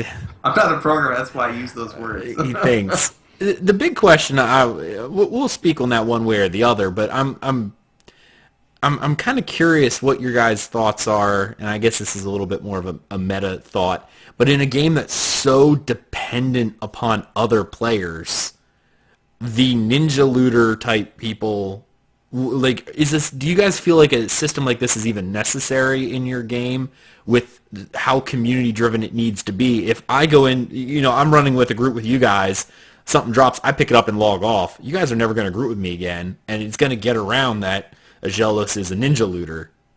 First and foremost, those of you who played EverQuest 1 back in the day can remember the server forums, which all had a blacklist where people's names were put if they were douchebags. We fully anticipate on having these on our forums, and we wholly anticipate players participating in this. So if you come across somebody who's being a dick or who ninja loots or something, name gets put up on the server forums, and very quickly they become someone who's not allowed to be grouped with. And because we're not allowing name changes, once you've got a black mark against your reputation, you're kind of done for. I mean, you can, put your foot in your mouth and apologize to everybody and learn how to be a group player. But if you want to be a douchebag, you'll very quickly find yourself with nobody to play with and no way to progress through the game. So, I mean, personally, I'm a fan of, do you have the mastery to use said item? You can choose to need it. I don't really know what else to do besides that, unless we didn't want to go that route. I mean, maybe, if Robert, you have any ideas. I mean, we're not to the point where we actually have to build this type of itemization yet. We have our ideas. We have to discuss it and see what we think is best for the players. We'll have to obviously test it, as with a lot of things that we still have yet to build into the game. But, I mean, I would like it to be fair and for it to make sense. I mean, we're at a point in MMOs where people are used to a certain level of UI that helps the players get through some of these situations. Okay. Makes sense. All right, Asteldian. Is combat going to be more old school, so much slower pace, or is it going to be Twitch-like? Old school. Old school. Excellent. Old so school. no active rolling, blocking? No. It's between EverQuest 1 and Vanguard, so we'll have reactionaries, we'll have sympathetics, you'll need to pay attention, but if there's going to be an AoE incoming, you're going to have no clue that it's incoming. You're going to have to figure it out for yourself. There's no telegraphs. No WildStar, no Final Fantasy XIV, no. Yeah, it's every really other cool. game. Like in the game state right now, it's awesome because like you run up to a monster and your health disappears and then he swings at you. So it's really cool because you have no idea it's coming. I mean, this is very much, we want it to be, you have no idea until you run up and hit the mob, whether or not he's a mob for 2 or 3 players, whether he's a mob for 6 players, whether he's a mob for 50 players, whether he's a mob that's, 10 levels above you in terms of ability or 50 levels above you in terms of ability. You have no idea until you go out there. There's not going to be any sort of little dots to tell you whether it's a group mob or a single mob or a raid mob. Figure it out. Figure it out. You got no clue until you go out there and play around with it. Well, that's that sense of danger. Ultima Online had that too. You really didn't know. I multiple times would go out there and was slaying bats, mob bats and stuff like that, and then all of a sudden, I could go attack that bear. That should be okay. Well, it turned out the bear was whack. You lose like 20% health. Turn tail and run. You will absolutely, because we're not doing hit point bloat in this game. We're doing like a Dungeons and Dragons style of hit points. So from the time you start the game till the time you are at raid level, there will always exist the potential for you to be 1 or 2 shotted by mobs at all times. You will never be able to stand there and take 50 hits before someone heals you. No, you can and will be 1-shotted multiple times, and So don't pull aggro. Right. There's ways. I mean, mitigation, armor, Mm-hmm. teamwork, really, mitigating damage or avoiding damage and limiting how many mobs are in camp or active in camp, crowd control, utility. I cannot emphasize how hugely important they are to this game because you cannot heal during combat in Volume 1. So it's all about using creative ways to minimize how much damage that tank is taking. So we're not going And to... I can tell you that I'm feeling very evil when I'm messing with this AI because it's so much fun to have them just beat the crap out of me, and I imagine everyone being like, "Oh, let's go kill them," and they all die immediately.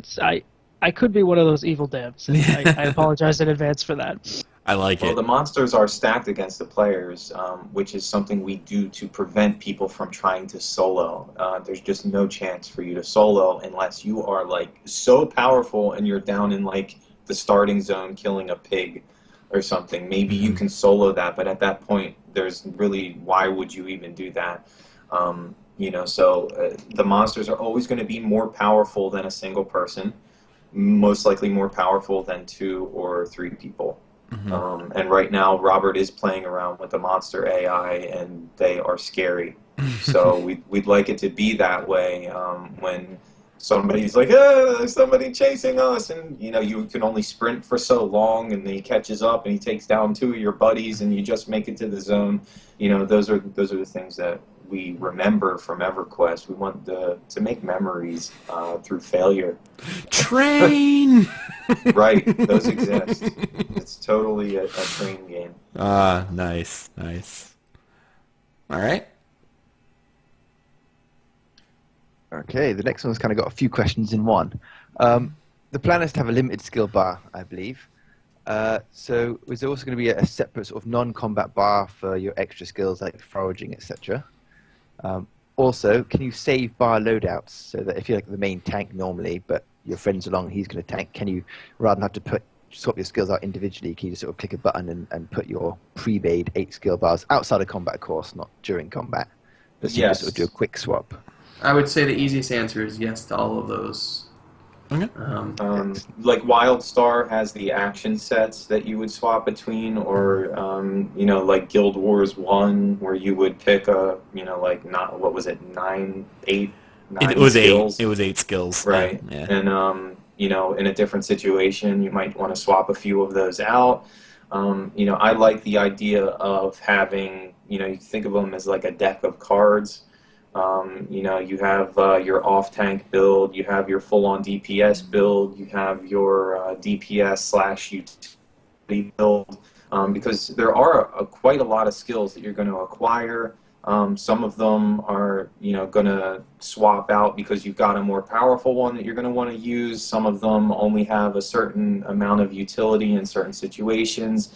You're going to come up against a battle and you're going to say, oh man, you know what, I wish I really had that ability, and you all die and you come back and you mess around with your skill builds a little bit, and everybody tries to go at it again until you find things that work for you. So I don't want that to be tedious. We want to be able to save, quite a few, sets of skills, and, to be able to, like you said, outside of combat, say, well, that build didn't work, let me swap to my set number 2, or Key being whatever you want to outside name of it. combat. Right. So there's- otherwise you'd be...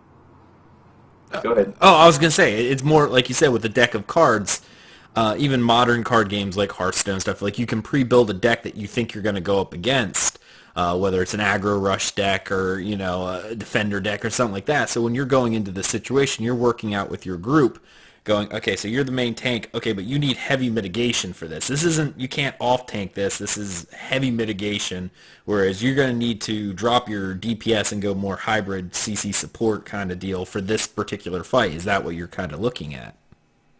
Right. Okay. This is why utility plays such a huge role. Everybody's going to have their primary, but it's also very important for everybody to have secondary and tertiary abilities and skills, so that they can... We want everybody to be able to fill a primary role, a secondary role, and a tertiary role in any group setup, in any group formation, in any scenario. You've got a primary, secondary, and tertiary kind of, a set of abilities that you can pick through and and work with.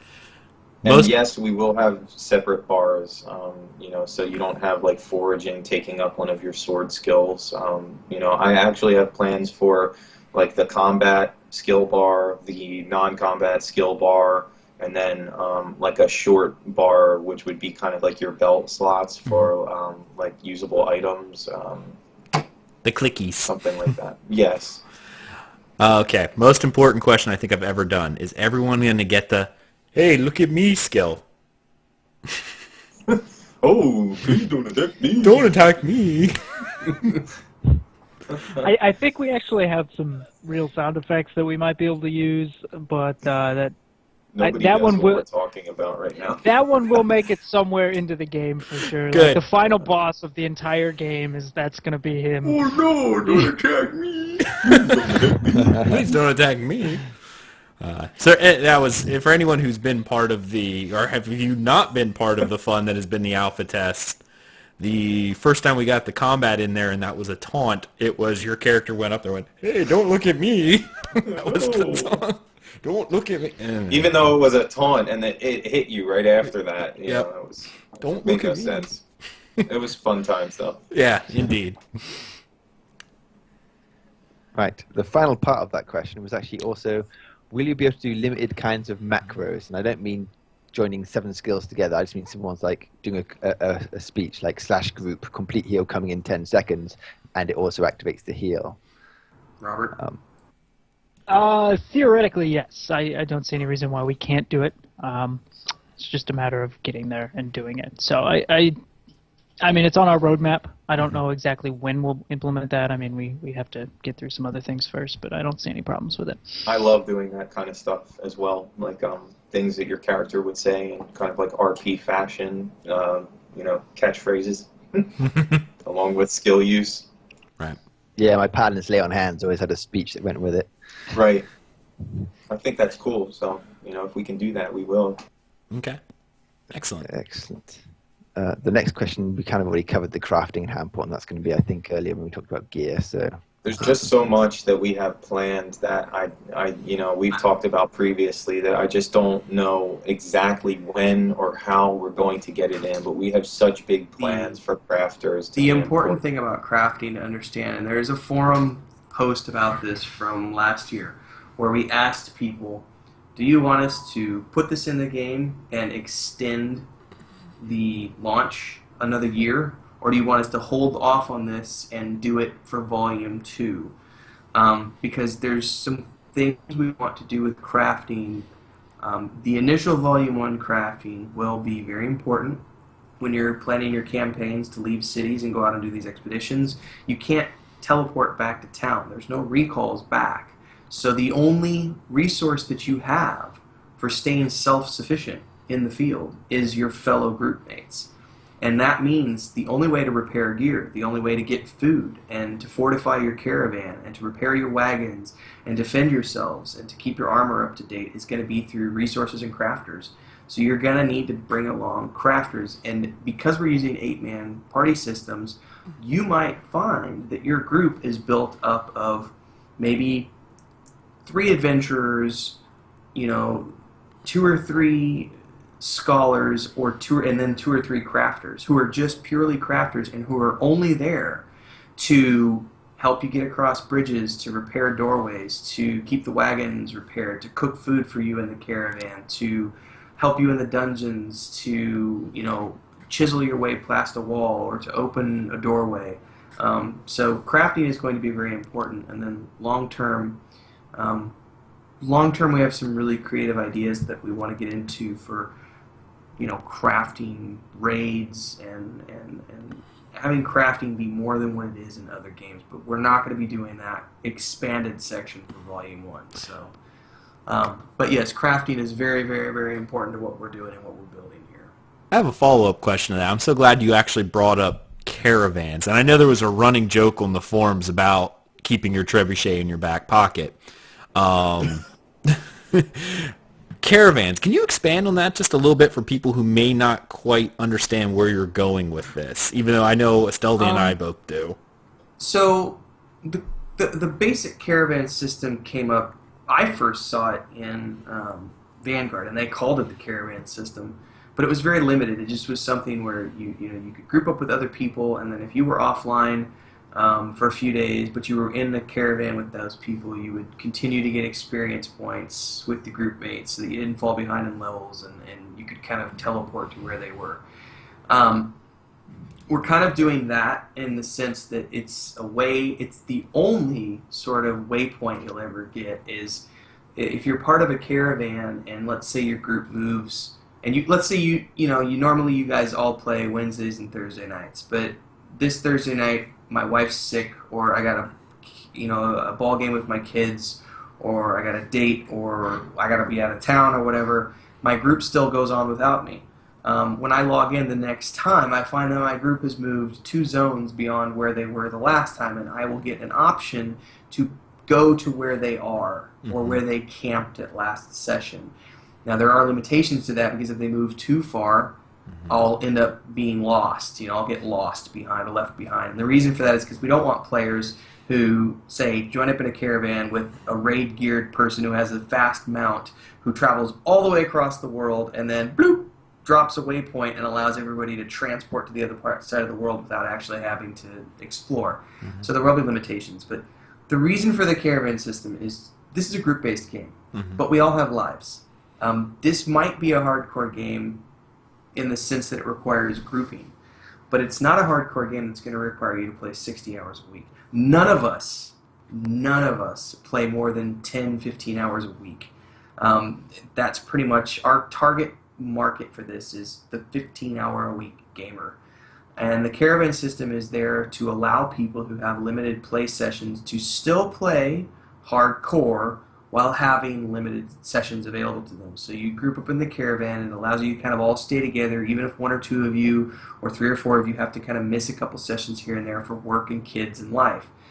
But the system is also there to help hone in on and focus on the interdependency of groups, because once you leave the city walls, you're not going to be able to go back. You are the Fellowship of the Ring heading to Moria. So, you're not only having to keep yourself supplied along the way to the Mines of Moria, but then you're going into the Mines of Moria. So you have to take enough supplies to get you there, but then you also have to have enough supplies to keep you supplied while you're in the mines. So, and since you can't just teleport back out to the city, it's very important to take supplies with you. So the caravan is there because you'll have wagons, you'll have pack mounts, and you'll have pack mules, and you'll have mounts. So the wagons are there to haul your goods. You cannot put a pole arm or a pole axe in a backpack. And no, you cannot have 6 backpacks. You get 1 backpack, and it'll hold a handful of backpack items. Spare t-shirt, a leather cloak, a water skin. You cannot stuff, 50 swords and 25 axes and all. No, that's what your wagon is for. And the way wagons are drawn is by horses and pack mules. And so you'll need crafters to build wagons. You'll need animal tamers to tame the horses and to train them to haul the wagons or to be ridden. You need to work on a riding skill if you want to ride mounts. All of this factors in, and then you'll need supplies to keep the wagons in repair because they will wear out as you're going down the road. You can and will be attacked along the way. You'll need to defend your caravan because it can be destroyed. Your mounts can die. Pets can die. They cannot be resurrected. So all of this kind of factors into creating a scenario where you really have to work together, because this is an expedition. It's not a walk in the park. It's not going down to the river to pick daffodils for your mommy. You're going to freaking, Mordor. Be prepared. That's really what caravans are all about. I love it. I'm so glad you the whole concept of the adventure, why we play these games is to go on an adventure, right? Well, it's the Dungeons and Dragons campaign. Yeah. You don't, the campaign is not you going out for 2 hours and coming back. The campaign is, you go to the tavern, and guess what? I'm a fighter, so I need to find a cleric and a mage and a ranger and blah blah blah blah blah. I need 8 people to back me up while I'm out on the road, and I need all of these people to be badasses at what they do. Because once we leave here, we're not coming back for weeks or months. And when we come back, we're coming back laden down with barrels and chests of loot and tales of adventures that we're going to tell until we're 65. Mm-hmm. You know, so it's never about those little 2-hour sessions. So that's really what we focused on when we're talking about campaigns and caravans. These are the long haul sessions that you're going to be playing with your friends over the course of weeks and months. And for those times when you're not together with your buddies and you just want to go kill lions and tigers and bears with a couple of people from town, you can go do that in the overland anytime you want with a couple of other people. But the campaigns are there for the people who want to invest in the adventure. Right. And that builds the relationships we were talking about earlier, the team you've been playing with for weeks and months, not just the random team you got in the Dungeon Finder. Correct. Right. All right. Okay, what's there going to be for role players? You know, what's going to help them do their stuff? Number one, every server, we don't know how many people we're going to have playing our game. We're anticipating 5,000 to 10,000, so, you know, we'll shoot for, At least 5 people. Yeah, at least 5. The 5 of us. Yeah, so there will be, 5 to 10,000. we'll have one server. If we go beyond one server, it will mimic the rules of the first server. Rule number 1, every server is a roleplay preferred server. Rule number 2, all servers have a naming policy in place. You will have to use a fantasy-based, very strict. Oh, thank heaven. We will be monitoring this. We will have players reporting names that don't fit in. And rule number 3, we will be enforcing a play nice policy on all servers. Yes, this is manpower on our end. And some of this will rely on the players themselves. And we have to be careful because some players are roleplay Nazis and think that their way is the only way to roleplay. And so there's zealots on all sides of the fence. So we have to make sure that we mediate accordingly. But all servers are roleplay preferred. We will have a naming policy in place, and we will have a play nice policy in place.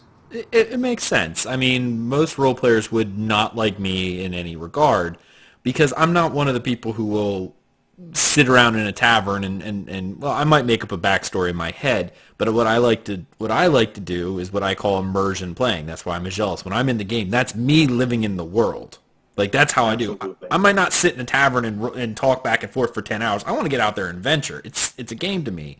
But while I'm in the game, I'm not thinking of it as a bunch of zeros and ones. I'm thinking, this is me as Aggelos. This is my alter ego living in Lucimia. This is me in my adventure. That's how I play. Now, some roleplay Nazis may be like, no, if you don't know your entire backstory and lineage back 10 generations, whatever. But yeah, and that's where the play nice policy comes into play, because it's not just for griefers on the say ninja looter side or the camp stealer side. It's also for the griefers on the extremist side of the role players who want to say that, well, you're not using these and thous, and you're not using say when you should be using the say channel, and you're spamming my OOC, and, well, you know what, there's extremes on all ends. So sure. Yeah, that's really, I mean, that's a brief example we can give you for what we're doing with role. Right, and you just described me. I'm the same way. I play like from the perspective of my character. I don't ask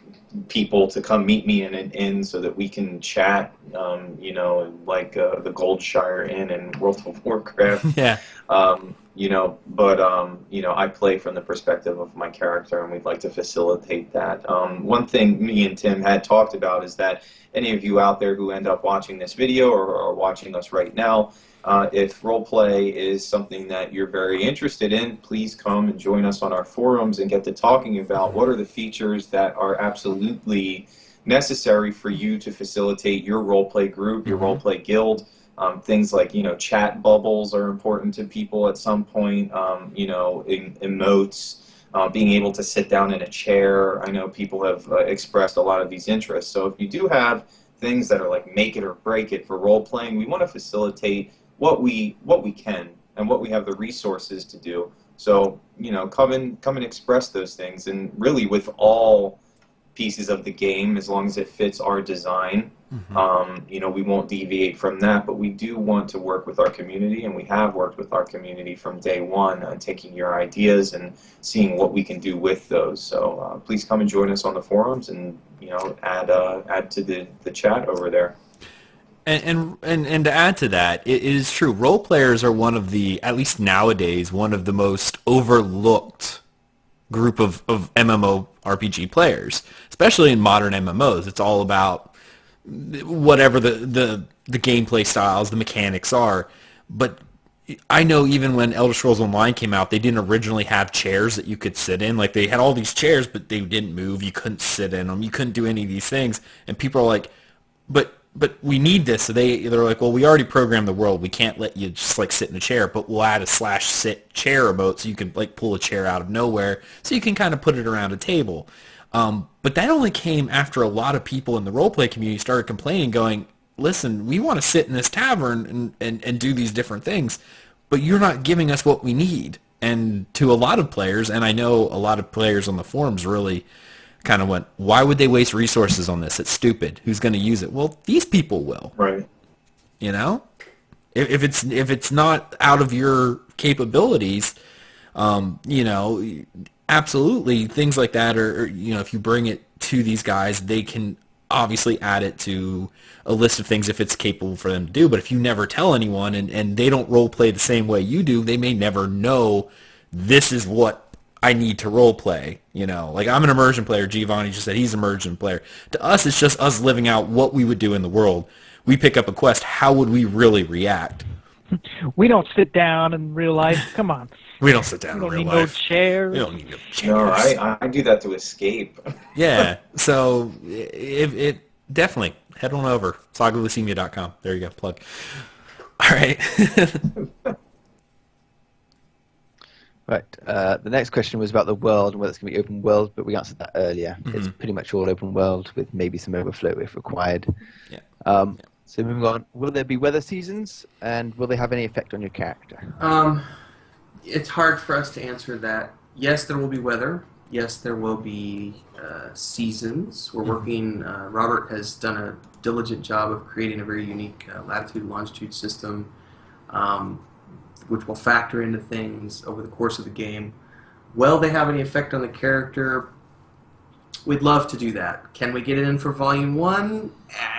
Unknown at this point in time. But we'd love to see it if, you know, there's freezing, if it's a freezing cold zone, it slows you down, makes you cold, chills weapons, you know, so on and so forth. Maybe, you know, a fireball won't work if it's raining. You know, these kind of things. But it's unknown at this point in time. We'd love to say that yes, but we just need to kind of leave that open and say there's a lot we'd like to do with it. Let's see what we can do over the course of development. And I don't want to throw too much in here, but you guys are all following other games as well. One of which that we're all following, Pantheon. I know they're saying that they're going doing to do this. it. Yeah, They're saying, but when they're as much as I loved Vanguard, and I was in the beta for 18 months. I followed the game for years. I think it's one of the better games I've ever played. They also said the same things about the druids and the weather and everything else in Vanguard. If they can pull it off, kudos, because it's really badass, and it would really be amazing if they could make that work. They originally said they were going to do it for Vanguard, and it never really did. Right. So here's the thing. I have plans for a global weather type system. So depending on how our network servers are going to communicate with each other, we don't have that fully fleshed out yet. So I haven't started on this idea, but I want to have weather type patterns, so that information will definitely be available to the character whether it's raining or not. So I think it's very plausible that we could implement that on some level, and if anything, I think it should have a minor effect. But nice little touches like that, I think, can make a big difference in just the immersion standpoint. You know, like Tim was saying, like if you're trying to cast a fireball and it's raining, you know, maybe you can't. Or a fireball underwater, you know. Yeah. That just doesn't make sense. Yeah, that's obvious. But I mean, so to answer your question directly, will there be weather? Yes. Right now, I don't think any of the areas are snowy, but that's not to say we don't have the technology to make snow happen, because we do. It's just that we're set in a temperate zone for Volume 1, Right. so that there will be mountainous zones towards the end game that you'll be going to that will have snow, but we're not dealing with ice zones at this point in time because of just where we're at in the world. But as far as other weather type patterns go, we're going to have, hopefully, we can tie all these together: varying winds, varying cloud overcast patterns, heavy rain, medium rain, light rain, and all of these things hopefully should be very possible. We're very close to actually having that in now. That's not so much of a thing. In regards to seasons, these are going to have a subtle effect on the game. It's not something you're going to notice right offhand. We haven't come to a concrete decision on how long our day-night cycle is, but essentially what's going to happen is each zone that we have is going to have like a longitude attached to it. So basically how far above or below the equator is this zone. And the closer you are to one of the poles, the more of a dramatic difference you'll see. So you can think, for instance, if we had a zone that was on the south pole of the planet, for 6 months out of the year, you wouldn't see the sun. It's not going to happen. And then for the other 6 months, you're just going to get a sun that's circumpolar, and it just goes around the horizon like this. So there's a lot of cool things we can do, but given that we're on one continent, you're not going to see a huge dramatic shift in things. I want to make it more, what's the word, eccentric. I want to stretch it out. What's the word? Can't think of it. Yeah, we want to make it more obvious, even though we're on a small continent. Yeah. So make it exaggerated. That's the word I was looking for. I want to exaggerate the effect. So the zones more northern in the continent will see that effect more, and the ones in the southern part of the world will be more even as far as night and day goes and things like that. And I think you'll also see the effects more dramatically as we get into the secondary volumes, because then we're moving away from the main continent, moving down into the ocean, and then moving north, and so on and so forth. So you'll start to see it affect things more in the later expansions. Gotcha. Yeah, and these are all going to play an impact in like what kind of night sky do you see. If you're in the north, you're going to see something different than what you see in the south. So there's different subtle things that are going to play an impact. How high is the sun above the horizon at any time given the day? And that's going to vary throughout the year. So, I mean, there's as far as like one thing I'd really, really, really love to do, I don't know if I think it's possible, but I think it's difficult, would be to have trees that evolve with the seasons as well. I think that would be fantastic to have naked trees in the winter, like orange trees in the fall and new blooming trees in the spring, But that's I'm considering that a pipe dream. I'm putting that on the pipe dream wall right now, and it's something I'll look into a bit later. Gotcha. All right, well, we have just a few more questions here. I know we've been going for quite a while, so Asteldian, we'll go ahead and just rapid fire through a couple of these. Okay, before you go on, will you allow mods such as DPS meters, UI changes? No. There you go. No mods. Gotcha. And there shouldn't be any need for any UI changes, I assume, because it's probably going to be pretty customizable anyway. You'll be able to customize size and where you want the windows, but that's it. You're not going to allow any third-party modifications whatsoever. With that being said, can I add one more thing in here? Are you guys adding a combat log window? And the reason why I ask that is because third-party programs like parsers and stuff can read those third-party, even though it's not in the game, it can be done outside. Are you hiding that information? Or are you going to allow the log to happen? I don't think we've come to a complete consensus on this yet, but one of the things we've talked about, for example, is that you're never going to see what's being cast, for example. Even if you are a caster, you're just going to see the mob doing something and casting a spell, but you're not going to have any sort of a combat log that tells you what's the players hits, like in EverQuest, I imagine we would have some type of scrolling combat text like that is, Yeah, we already have it implemented now to where like so-and-so hits you for X amount of damage. Right. So I don't really foresee a problem giving that information to the player, but like having information about what the bad guy is doing, like probably not. No, you're just gonna see so and so hit somebody. Boom. Okay. Just very simple. He mutters something in a foreign language. Ouch. That's we want to see. And those suddenly types of 50 things. players in a fan-like pattern are sprawled across the screen. Then it becomes obvious, oh shit, that was a frontal AoE. It's He stole our souls. Nice. Okay, next one. Is there any possibility that you might abandon the subscription model in No. order to lure more people into the game? No. Good. That's what I like to hear. It's I'm we're going glad with the about that. same. We're full on board with what we were just talking about this earlier today about Final Fantasy 14. I mean, they're very, very firm on the subscription model works for us. It's what allows us to produce content. We're creating content for long-term players. Right. Free-to-play games focus on the players who are going to buy the game, play for a month or two, spend a lot of money, go away, come back 6 months later, spend a little bit of money, and so on and so forth. Right. No, we're worried about longevity, and we believe that what we're producing is worth a monthly subscription. And that's just what we're going for. This is a monthly subscription. Thank goodness. No, we're not moving away from that. I gotta say, I fully support this. I'm over time.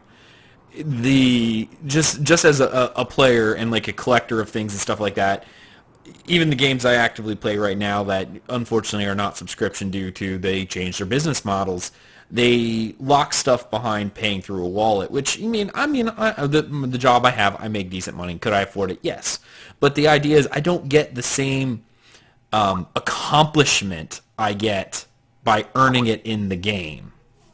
So having things locked behind a wallet, if you will, is not the best idea, at least in my mind. So subscription models where you earn what you get, that's and I mean you're also not on equal playing fields with the other players you're playing with. You know, if somebody else is willing to drop $300 on XP potions or some garbage like that, you know, and sure you have $300, but you don't want to drop it on that. It's not. It just doesn't work. You know, it deteriorates the whole thing we're going for, essentially. So, okay. Tim had a question, or wanted us to touch back on that other question, Asteldian, that I had crossed out because we had kind of touched on it. I just saw that. Okay. Fast travel. What are your thoughts on it? What are your plans for fast travel? It's important for people to understand that even though we don't have teleportation or any sort of waypoints back to cities, the whole point is when you go out with a caravan, you're there for weeks and months with your friends. There are still going to be some limited forms of fast travel between the major cities. We've been talking about obviously player caravans are one option. Another option is maybe we have some sort of a NPC caravan system or a mount system that takes you from this town to the other, but you first have to get there to unlock the waypoint, and it would only be between these major points in the map, so 5 or 6 points in total. Morrowind style, right? Right, so 5 or 6 points in total, and that's it. And then we've also talked about for the dungeons, we may implement sort of like this explorer guild who are within these dungeons, and once you get there, as you unlock the waypoints, you'll be able to access those from within the dungeon. But if you go back to a city, you're not going to be able to, pick that fast waypoint and go from the city all the way down to the depths of the dungeon. No, you'll have to actually go back to the dungeon, and then when you get to the dungeon entrance, oh, well, here's this, explorer guild, and we've already unlocked these waypoints. We can fast track down to the bottom. But those will be at this point in time, the only sort of fast travel options that we anticipate, and they will be very limited in how they're used. Okay. We will have mounts, obviously, and when caravans and stuff, but this is not a game that's about speed. It's not about how fast you get there. It's about the journey, not the destination. So a lot of people have asked us, well, what are you guys going to do for end game? And it's like, well, really, we're trying not to have an end game. We want people to have a game that just kind of keeps going and going and going. And we do obviously have a hard cap of saying, here's the end of the Volume 1 storyline, then we go into Volume 2 storyline, but we're trying to provide enough stuff in there that there's no reason to rush. There's Right. plenty of stuff to do. So that's all I wanted to really say about the fast travel stuff real quick. Well, the fast travel, as you mentioned there, kind of fit with the target audience that you talked about earlier, the 15-hour a week type of gameplay. Because without that type of system, at least for a main part, you're going to have issues with those people like, oh, I only get to play a couple hours at a time. it makes it hard to actually play with people if you are so limited in time, and allowing that at least limited fast travel, especially like with dungeon progression and stuff like that. It allows those 10 to 15 hour groups the ability to actually progress at the timeline that you're looking at, and not sit here going, I'm still on volume 1 and you're already on volume 3, because I've never been able to complete it, at least in my mind. Yes, sir. All right. Okay. Next question. Recently, you were keeping an eye out for concept artists. Are there still other roles you're sort of looking to expand on? Our doors are always open. We are, for all intents and purposes, we're an open source development team. I don't want to use that word the way a lot of people understand open source. I always tell him not to use that word. He tells me not to use that word. He keeps doing it. I keep doing it. It's kind of just, the big thing for everybody to understand, none of us make money on this project. We are all working for free outside of our day jobs. Anyone who comes on board, anyone who wants to come do what we do and work on this game is more than welcome to come join us, because we're not limited by an operational budget. We're just limited by people who share in the vision and want to work on the project with us. So if you want to work on this game and you believe in what we're doing and you understand what we're doing, then we're more than willing to bring other people on board. We definitely have a need for 3D modelers, programmers, and Robert can talk more on that. But I was just going to say the caveat of you kind of know what you're doing. Yes. Yes. We're not accepting newbies at this point. We did the whole, all of us were newbies when we started 2 years ago. We're now 2 years in, and technically we're still kind of new to this, but we've come to the point where anybody who comes on board needs to have at least a couple of years of operational experience of doing this professionally, because this is a professional, we are an operating LLC. We have doing their piece, not necessarily game development, but whatever they want to come in and do, that they be a professional. Correct. So, we are an LLC. We have an in-game product that we're producing. We've opened up the pre-order store. We have commitments made in terms of deadlines and actually coming out with a product. So, anybody who does come on board at this point, yeah, they do need to know their shit. So, but be that as it may, we can always use more programmers who are proficient in C# and Unity, and we definitely need. I'd say one of our biggest needs right now would be for 3D modelers. We have a definite need for that because we have a lot of, going back to what Robert touched on earlier in the video, one of the biggest parts of building an MMORPG is creating the original art assets.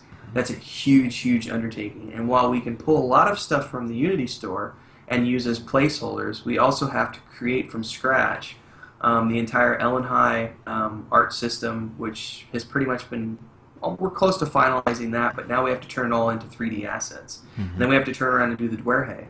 And then from there, we also have to come up with some other stuff that we want to do in terms of expanding the human models that we've already purchased in terms of architecture. So 3D modeling is definitely a big need for us, and I'd say here in another few months we're going to need some more C# folks with Unity experience as we get into more of the meat of what we're building. But yeah, we're always open because we're not limited by an operational budget. You just have to understand that if you do come on board, you're doing it because you want to work on the project and you believe in what we're doing, not because you want to earn a paycheck, because none of us are earning a penny on this. So.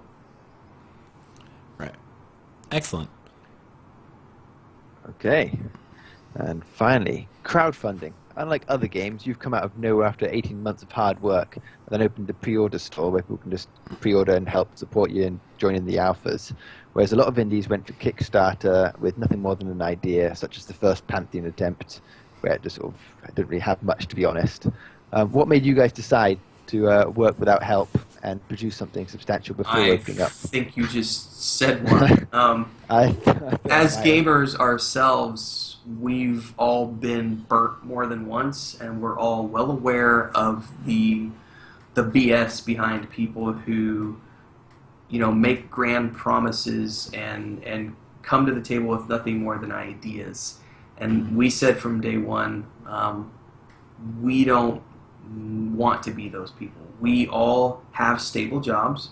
We all make money that pay our bills. So none of us need money from crowdfunding to build the game. If you look at every single Kickstarter that goes to the board and it's an idea-based Kickstarter and you look at where the money's going to go, it's so that those people can work full-time on the project. So that money's not going towards any sort of operational costs or hardware or anything else. It's going towards salaries for the people working on the project. So when you strip that away, I haven't done numbers in a while, but at the end of last year, we came out and we publicly said, by the end of 2015, we had spent around 10 or 12,000 US dollars and had generated about that much from the pre-order store. So we had pretty much broken even in terms of what we spent for the year. We recouped through the pre-order store. And it doesn't cost us a lot at this point to do what we're doing in terms of the server costs and the assets and everything else. A lot of it has been one-off stuff like the lawyer fees, and we've all been willing to pay for that stuff out of our own pockets. I mean, we still are. Just recently, I just posted about this the other day, Emma's tablet died on her, and she needed a new tablet. We could have taken money from our pre-order store. We've got stockpiled money set aside for the convention attendance, but instead of taking money from the pre-order sales, we all pooled in and pitched in together as a team, and everybody donated $25 to $50 here, and then we came up with the $375 that we needed to buy Emma a new tablet so that she can continue That's a doing... tablet that she draws with. Yeah, it's her drawing tablet, so it's a Wacom... I forget what model it is, but she's going Not to so share... she could play Farmville. Yeah, it's her drawing tablet that she uses for the artwork that she's producing for us. So, I mean, we could have used the money from the pre-order store, but we didn't, and that's a big thing for a lot of people is they don't like crowdfunding because and this year in particular, 2015 and 2016, every time I go on the internet, I'm watching some company who made $100,000 or $1.5 million. Oh, now they're bankrupt, or they spent the money on strippers and beer, or they snorted coke, or the whole fiasco with the Godus project and Peter, what's his name, Molyneux. Project Compernius, and how much money. Yeah, you're coming back and being like, I can't anticipate how long the project... Bullshit. You've been doing this for 15 years. If you can't anticipate how long a project is going to take, you're not a professional, because all professionals within any working industry know how long it's going to take, more or less. So crowdfunding has a bad rap. We didn't want that associated with us, so we said we're going to do it on our own. This also allows us to develop it at our own pace, to do it when we can do it, and to build the game that we want to build without being beholden to people who are, wanting us to do things a certain way or think that they're, entitled to certain things. We've actually turned down a small number of private investors. Yeah, because we don't want their hands in our pockets like that. And it's a tough decision because you could always use money being a small business. So it's just some difficult decisions that we've had to make. And everybody who has backed us so far, we truly appreciate you putting your faith in us. And I hope that we've shown you that we're not going anywhere. We will see this to fruition. No matter what it takes. We're here for the long haul. This is our passion. This is something that we're going to do every day, until everyone is with us playing together. And the whole thing, too, is, we've been very public. This is the whole thing that goes back to transparency is our backers, high-level backers, have access to our financials. You can see where the money goes. And right now we're not spending it on anything. We're just stockpiling for convention attendance. I mean, we still spend money on every month.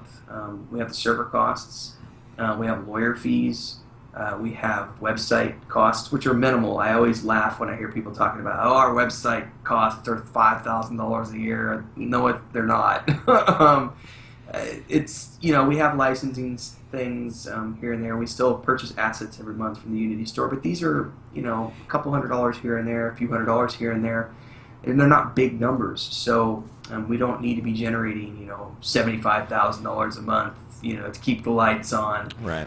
That's when we go live. Obviously, once we've turned on the lights and we go live, there are operational costs for running an MMORPG. But for now, the money that comes in from pre-orders, if anyone has any questions, there is a blog post up on the website that clearly shows how the money is being used.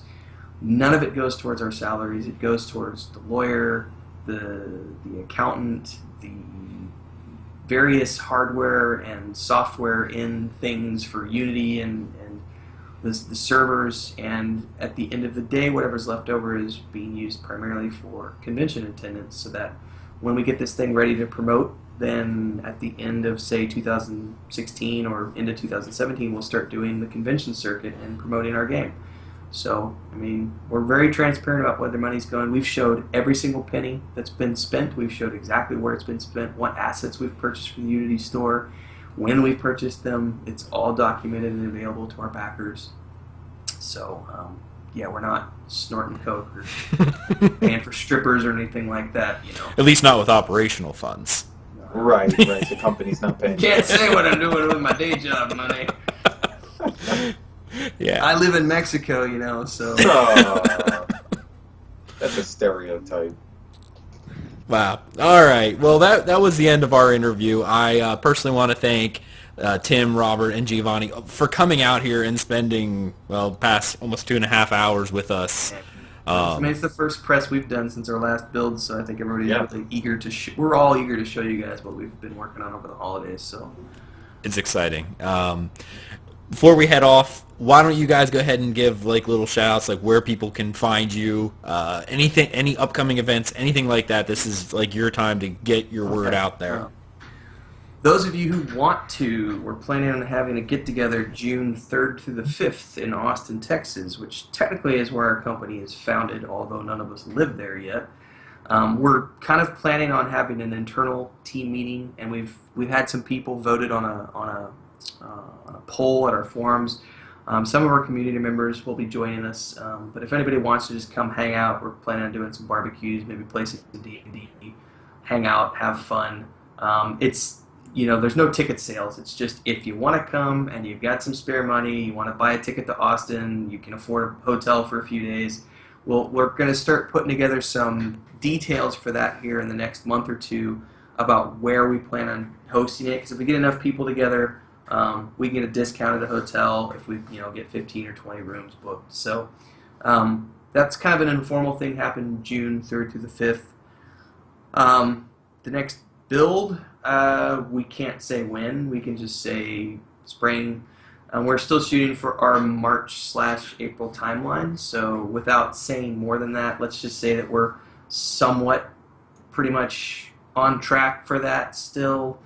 Robert, do you have anything you want to add to that? I mean, it's a work in progress. The problem is I'm so excited to implement all these little Extras. all these little extra things. Like I'm like, oh, I gotta get this in. Oh, I gotta get this in. Yeah. So at some point, you know, we've got milestones that we're like, these are the main milestones we'd like to hit before the next build, and we're working towards them, and we're almost there. There's really only 2 or 3 more things we need to do, and while doing those 2 or 3 things, I'm going to shove as much in there as possible. Make sure it works, obviously, but yeah, the big thing is that we want the next build to be a vast improvement. It's a different game. It's a different game. I mean, it's the same It's an world, actual. but it's. Yeah, I mean, the first time we were just testing. I wouldn't go that far, Gio. We were testing our server infrastructure the first time around and getting used to all this stuff. And now that we've got our footing underneath us, this next one's going to be a significant improvement upon what everybody saw from the last build. So there's I mean, I've played a couple of the builds that they've been putting out to us internally, and as the features roll out, there's just little things that you wouldn't think about normally, but once it's added in, you're like, oh my god, that makes such a huge difference in just the feeling of being within an actual world. Yeah, that's one of the main things I've been focusing on is little things like sound effects, remote footsteps for other players. I mean, just to tease a few things, and they're very subtle, and I want to keep them out of the way so you don't really notice them. But I want to do a lot to make it feel like you're actually, you know, because the last builds were just running around hitting people, and there's crazy stuff going on. Yeah, like I want you to feel like, oh, you know, I watched your guys' video. You guys were having a blast just exploring, but I want to make it that much more fun, you know. I want to have little critters in the grass that start eating you, and you're like, what the hell's going on? You know, I want, like, just random stuff, you know, so. Yeah, Richard and Robert, our lead programmers right now, are doing a tremendous job, and Richard, we're so excited watching the progress and watching like the next couple of steps that we start talking about and that we're working on behind the scenes. So when we do have something to show, for those of you especially who saw what we had in November, you're going to have a lot to compare to. Yeah, so and the we're other very thing too excited. is Richard spends a lot of his time behind the scenes. You don't get to see a lot of what he does, but it's the shit that makes it all work. So it's important because if it didn't work, you know, it wouldn't be there. So, you know, everybody's got an important role to play, but everybody's really come together over the last few months. We're looking forward, and there's Easter eggs and some really exciting stuff that we can't talk about that's going to be coming up in the next build. So you definitely want to get involved. We're going to have another, at the end of every month, we have the Dev Tavern newsletter coming out. And we're recording the videos for that tomorrow night and Sunday. So that'll be out for those of you who are backed at the upper tiers with access to the Dev Tavern newsletter. That'll be out at the end of the month. I can't think of anything else super important that we need to talk about right now. Okay. Well, I want to thank everyone who watches this video either live or when it will be uploaded to our YouTube channel, youtube.com/dungeoncrawlernetwork. Of course, head on over to sagaoflucimia.com. Check out all the stuff they have. They have videos up. They have artwork up. They have lore up if you're a lore nut like me. Tim's stories of the story so far are fantastic. So you'll very much enjoy them. Thank you. You're welcome. And you'll get a feel for what this world will be. So check all that out. Head on over, join the forums like they suggested. Head on over. It's a good group of people. Like Asteldian and I are in there. I check the forums daily to see what's going on. They're active within the community. As Tim said earlier, Giovanni's with Grievance Gaming, and he's in the Project 99 and the Time Lock servers. They're around the internet to deal with more of the community, to get out there and get their names out there. So head on over, sagaoflucimia.com. Check out what they're doing. If you feel like backing them, but like they said, they don't need the money at this point, but hey, it always helps. So if you want to just throw some money at them. If not, watch. Just watch the game and see how it progresses to see if the game is for you. That's the least you can do. Like, bookmark it and come back and check the site out every once in a while. Of course, follow us, dungeoncrawlernetwork.com. Check out all of our videos. Steldy and I will be following the development of Saga of Lucimia as it continues. You'll be seeing little videos and stuff as we go forward. So stay tuned here and over on the forums. Everyone have a great night, and we will see you next time. Good night, everyone. Thank you.